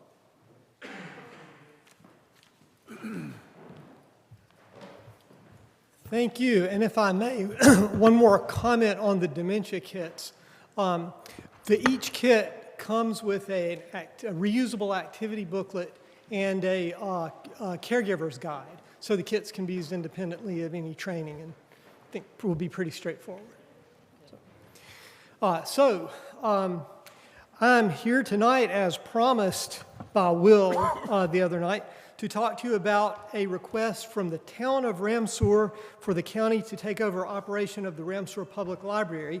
With us tonight are our valiant and intrepid Ramsor librarians, Sandy Gerald and Tammy Krotz.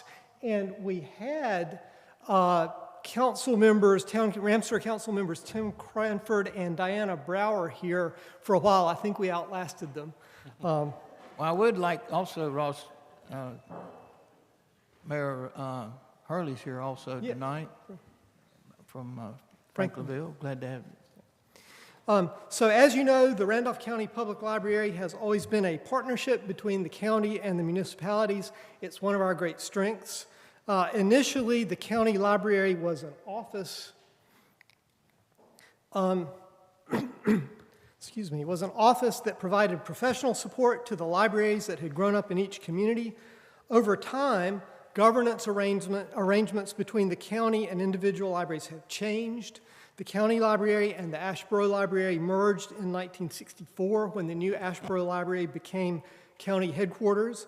In 1991, Archdale sought to become a full branch of the county library with a professional library manager.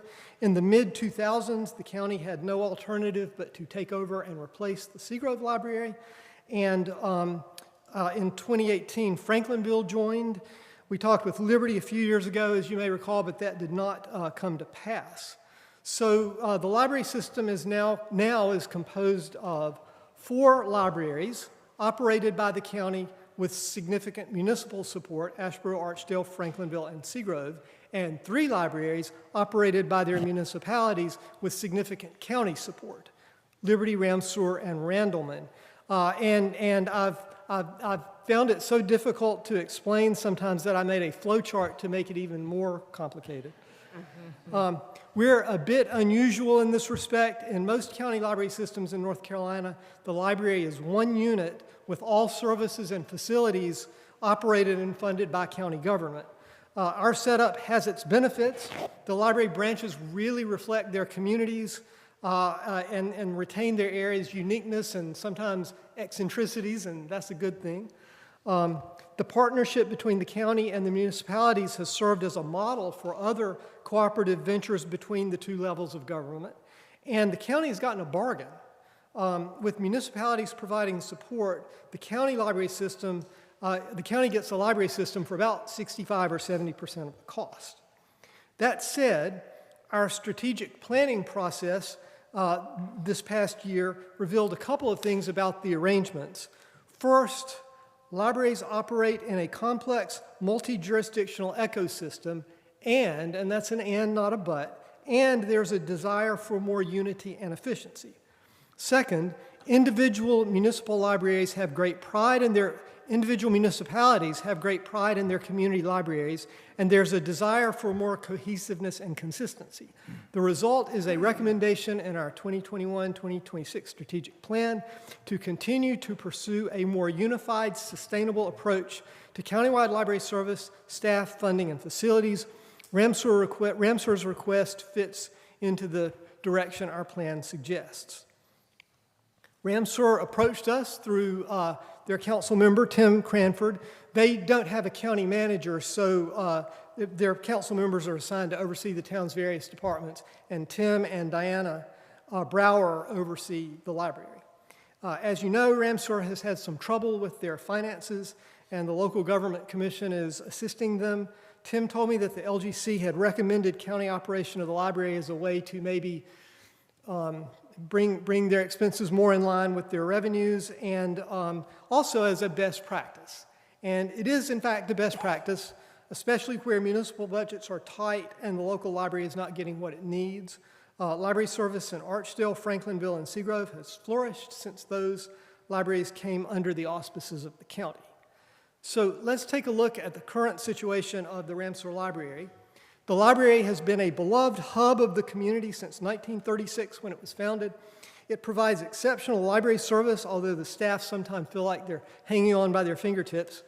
You can see how the people of Ramsur feel about their library in these responses to our annual patron survey just last month. A couple of the comments. One patron says, "I have come to this particular branch since I was a child. I brought my children to Storytime here, and we still utilize it.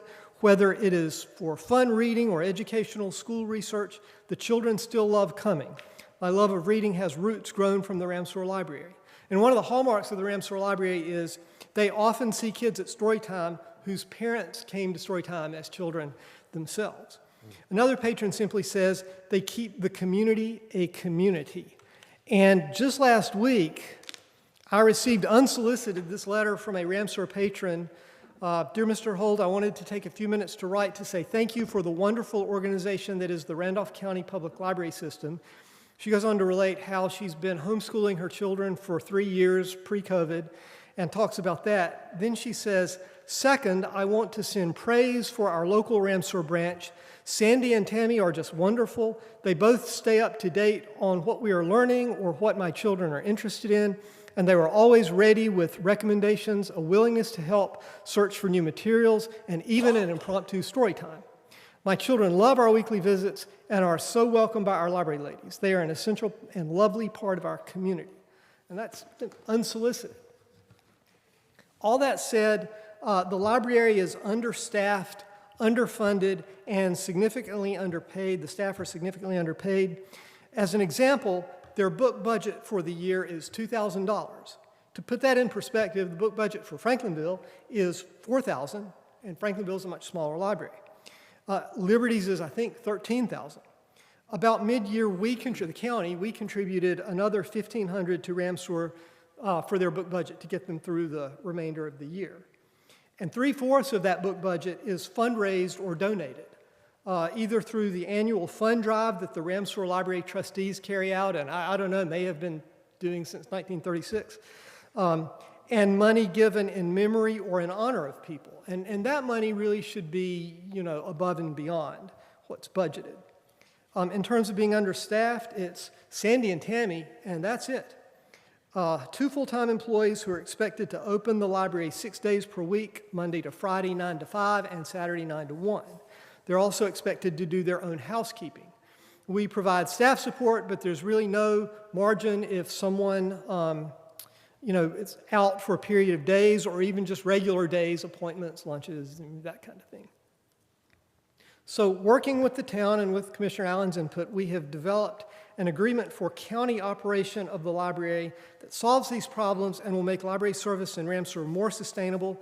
It's based on the Archdale Agreement from 1991 that maintains investment from the town but places the main burden on the county. The Ramseur Town Board approved the agreement at their May council meeting. The particulars are as follows. The county takes over the 2 full-time positions, which become librarian 2 and library technician on our pay scale. That's our new outlay. The town reimburses the county for 2 new positions, a much-needed library assistant, say 20 hours a week. It's actually 19 to keep it under the benefit threshold, 19 plus a little, and 5 hours per week housekeeping. The town also reimburses us for an increased book budget, $5,000 from town appropriation, not the donated funds, and a new programming budget of $1,000 and some other expenses such as the copier lease and supplies. The building remains the responsibility of the town. They've recently replaced the roof and the HVAC controls and have converted to LED lights. Also, the town would like to turn over to the county, to the County Library Trust Fund for the benefit of the Ramseur Library, about $30,000 they are holding in fund drive money and a bequest, and we're certainly on board with that.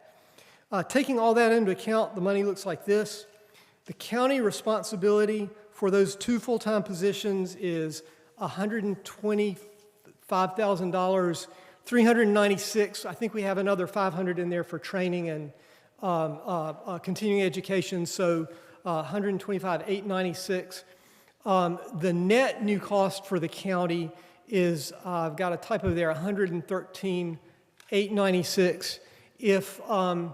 If you consider that we give them a town library grant every year of $12,000, we would be keeping that and applying it to the operation of the library. Although I don't think it really makes that much difference. We have requested some other increases in our budget, so it's sort of a wash. I think $125,896 is the actual figure. Ramseur's new cost is about $36,195, achieving their goal and saving them some money. Our goals, which this proposal achieves, are to ensure a stable, sustainable library service, to position the library for future growth. I expect we'll see some residential growth as the megasite develops, and to provide better overall service for the people of Ramseur, Coleridge, and the Eastern Randolph County area. In our strategic plan community survey, the reason most often given for not visiting the libraries by people who don't visit often was inconvenient hours. One of the first things I hope to do as soon as we can get them a library assistant is to extend weekday hours to 6 o'clock. They're open, they close at 5 o'clock now, so to provide some more after school and after work hours. That said, I want to assure everyone that the character of the Ramseur Library will not change. It will still be the Ramseur Library that the people in that area love, with Sandy and Tammy at the helm. County operation of the Ramseur Library is in the long-term interest of the library users in Eastern Randolph County and in the long-term interest of the library system. The additional funding requested is in our 22-23 budget proposal that TBD recommended in the manager's budget. If you approve, the new arrangement will take effect July 1st. Thank you, and if you have any questions, I'll be happy to answer them. Any questions of Ross? I'd just like to commend Ross on his diligence in getting all this put together as far as trying to equalize between the other agreements with other libraries that we have in the county. And I appreciate you taking the time. It's not always been easy. Right. There's been some bumps in the road, but I appreciate your time and your efforts in making a fair presentation for both Ramseur and the county. Thank you. Thank you, Ross. And that will be part of our budget process. All right, item E is the sewer design for the Seagrove Eula Metropolitan Water District. Paxton?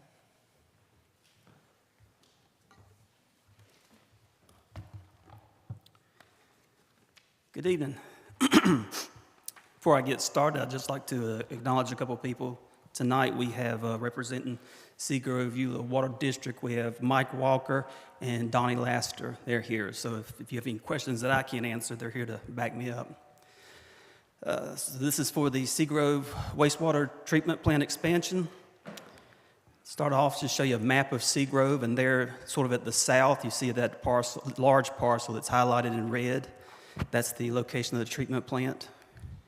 Here's an aerial photograph looking south. There in the center, you see the treatment plant and a holding pond. To the right, you'll see Highway 705 and the Lux, the old Lux processing plant. To the left, you'll see some of the spray fields that this plant discharges to. So back in August of last year, Seagrove Eula Water District, they applied for some of our ARPA funding for this project. This time they identified the expansion of 120,000 gallons per day at a cost of $2.5 million. This past April, as we were finishing up phase 1 of our master water sewer plan, Wooten recommended this project for the county based off of economic development. They actually took it a step further and recommended that we increased the capacity from 120 to 175,000 gallons a day. And here's a chart that was part of their recommendation where they identified all of the anticipated flows. Some of these projects are currently in design. Some of them are anticipated to start soon. And this is where they came up with the 175,000. So not long after that, the county purchasing officer issued a request for qualifications. And the way she set it up is the county issued the request and handled all the procedures, but we left the selection of the engineering firm to the Seagrove Water District Board. Unfortunately, we only received one submission. Fortunately, though, that one submission was from LKC Engineering. This is a company that the Seagrove Eula Water District has a history with, positive. So the board met and they selected LKC as the engineering firm. If this had been a construction project, we would have had to put it back out for bid again because you have to have a minimum of 3. But because this was just qualifications, we were able to accept them. So I reached out to Bill Lester, who is the principal engineer with LKC, and asked him to put together a proposal, which you should have in your agenda packet. Here is a sort of a summary of that proposal. It involves surveying, design, bid management, construction management, certifications, and closeout for acceptance from DEQ.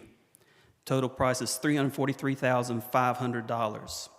I also asked Bill to work up a approximate schedule, and here's a summary of that schedule. Basically, if you approve this tonight, he thinks that within 2 years we should be able to complete the design and construction of the system. Paxton, are these the average flow? Is that a pretty accurate number? I know that was a question. Well, that's one of the first things we need to do if it's approved is to actually survey that treatment plant to see its needs and also try to get a handle on the flows. So that hadn't been done yet? No. Okay.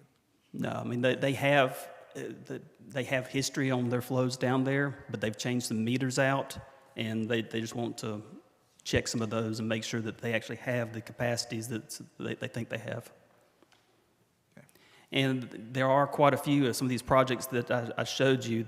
You know, there are quite a few of those that will use every bit of their current capacity. You know, they have about 30,000 gallons a day, and if they give everybody that's requesting capacity what they're asking for, they won't have enough. So they'll have to have some reduction of the flows.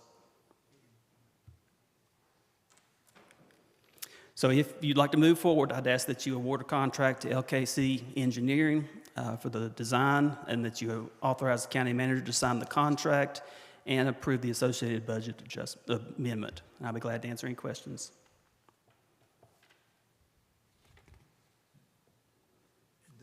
Those projects they're pretty certain. Most of them. Some of them have already been approved for Yes.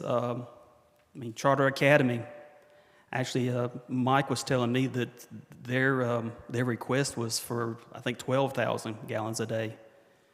So, I mean, they're... What about the hotel? Hotel, I think it's farther out. I think some of the townhouses or the housing community, that's will be done sooner. And this district also services the welcome centers and Yes. on the highway. Yeah, matter of fact, LKC designed the water and sewer out to the welcome centers. Mr. Chairman, I'd like to make a motion Yes. to award a contract to LKC Engineering for design, bidding, and construction administration for the expansion of the wastewater treatment plant, and to authorize the county manager to sign the contract and approve the associated budget amendment to the coronavirus recovery grant fund in the amount of $343,500. Do I have a second? Second. Further discussion or questions? Those in favor will say aye. Aye. Opposed, no. And it's approved. All right, thank you. You got the next one Appreciate it. for the I-74 Industrial Park. Yes, I-74. All right, back in March, your meeting in March, you awarded a contract to Wooten Company for the design. Here is a map from the preliminary engineering done by Marziana. It shows the site highlighted and sort of the force main going up Highway 311, tying in there on North Fayetteville Street. Not long after the design was started, I got a call from John Gray with Wooten Company, reminding me that several years back they had done a service area study for us. This was for us, Randolph, Archdale, and the Piedmont Triad Water Authority, sort of looking at the 311 corridor and sort of splitting it up between the service areas for Archdale and Randolph. And this is a map from that study, and you can see this is the Randolph sewer basin that they identified in that study. And there in the sort of was the center, you can see one of the pump stations I've highlighted with a red circle. That is the approximate location of the pump station for this site. And John was telling me that, you know, if we wanted to plan ahead, we could size this line to serve that entire sewer basin. So in order to do that, what it would involve is increasing the capacity from 150,000 gallons a day to 350. 150 would be just for that industrial site, and 350 would be for the whole sewer basin. It also involved increasing the size of the gravity sewer and force main from 8-inch to 12-inch, and also extending the line about 8,800 feet to another intake for the city of Asheboro that would have the ability to provide this capacity. The other site just would not. It would be tough for them to even get the original capacity. They were going to have to make some changes to accommodate that, so they would extend it to another site. Here's a map. Once again, the site is highlighted. Then you've got a green line represents the force main that was originally identified, and then the red line identifies the extension that would be involved. Wooten came up with a preliminary cost estimate that was just over $7 million to do this upgrade. They also have a proposal which you should have in your packet. Here's a highlight of their fees. It involves the additional surveying, additional design, and additional construction administration and inspections. The cost is $82,350. So if you would like to accept this, I'd ask that you approve this amendment to the contract with Wooten, that you authorize the county manager to sign the contract, and that you approve the associated budget amendment. I'll be glad to answer any questions. All right. Do you have any questions from Paxton? On the construction administration and I guess the observation, I guess it's because it's a longer line. Yeah.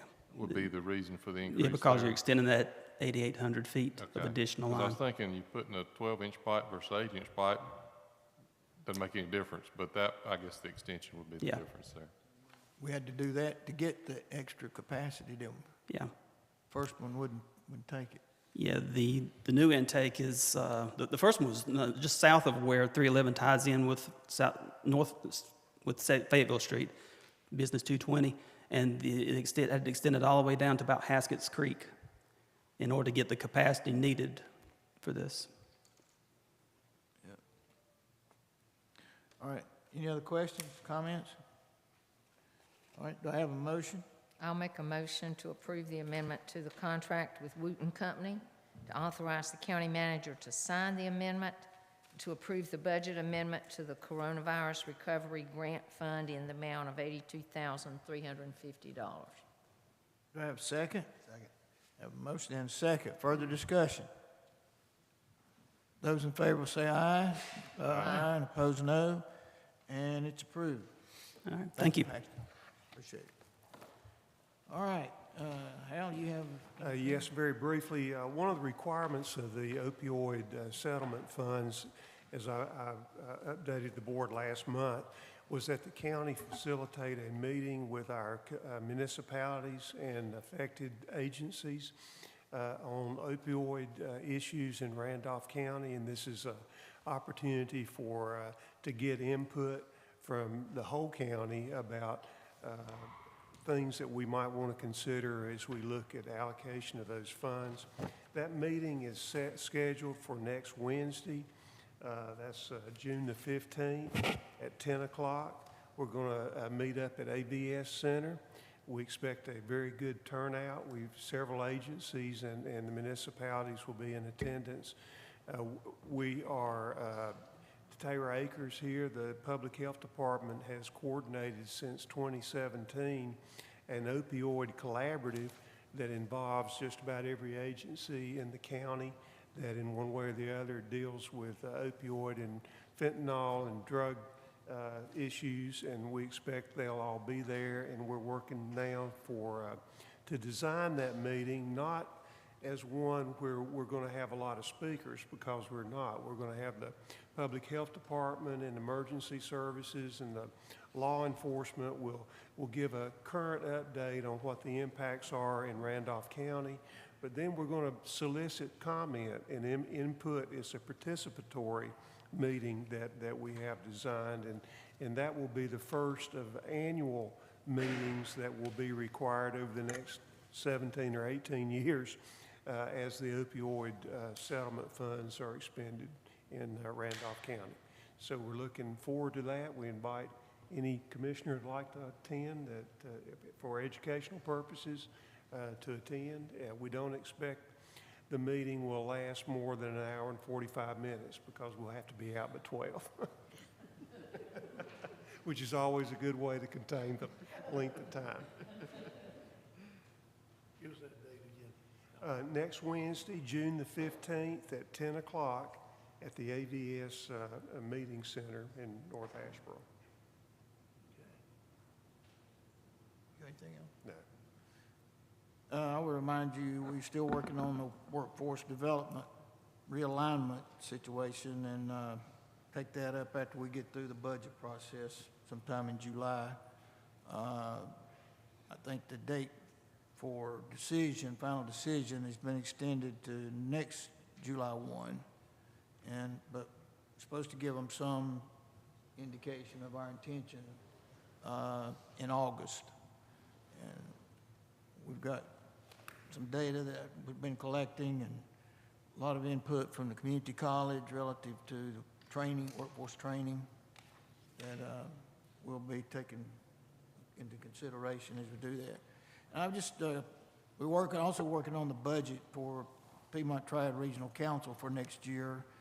And just to give you an idea, it's a $48,546,000 budget, but $42,253,000, or 87% of that budget, comes from grants from federal and state governments.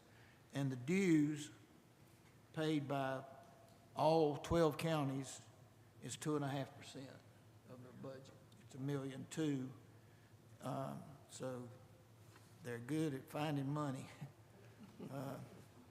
And a lot of that is going to specific communities. I know Liberty's had some help, Randleman's had a couple, Asheboro's had some, but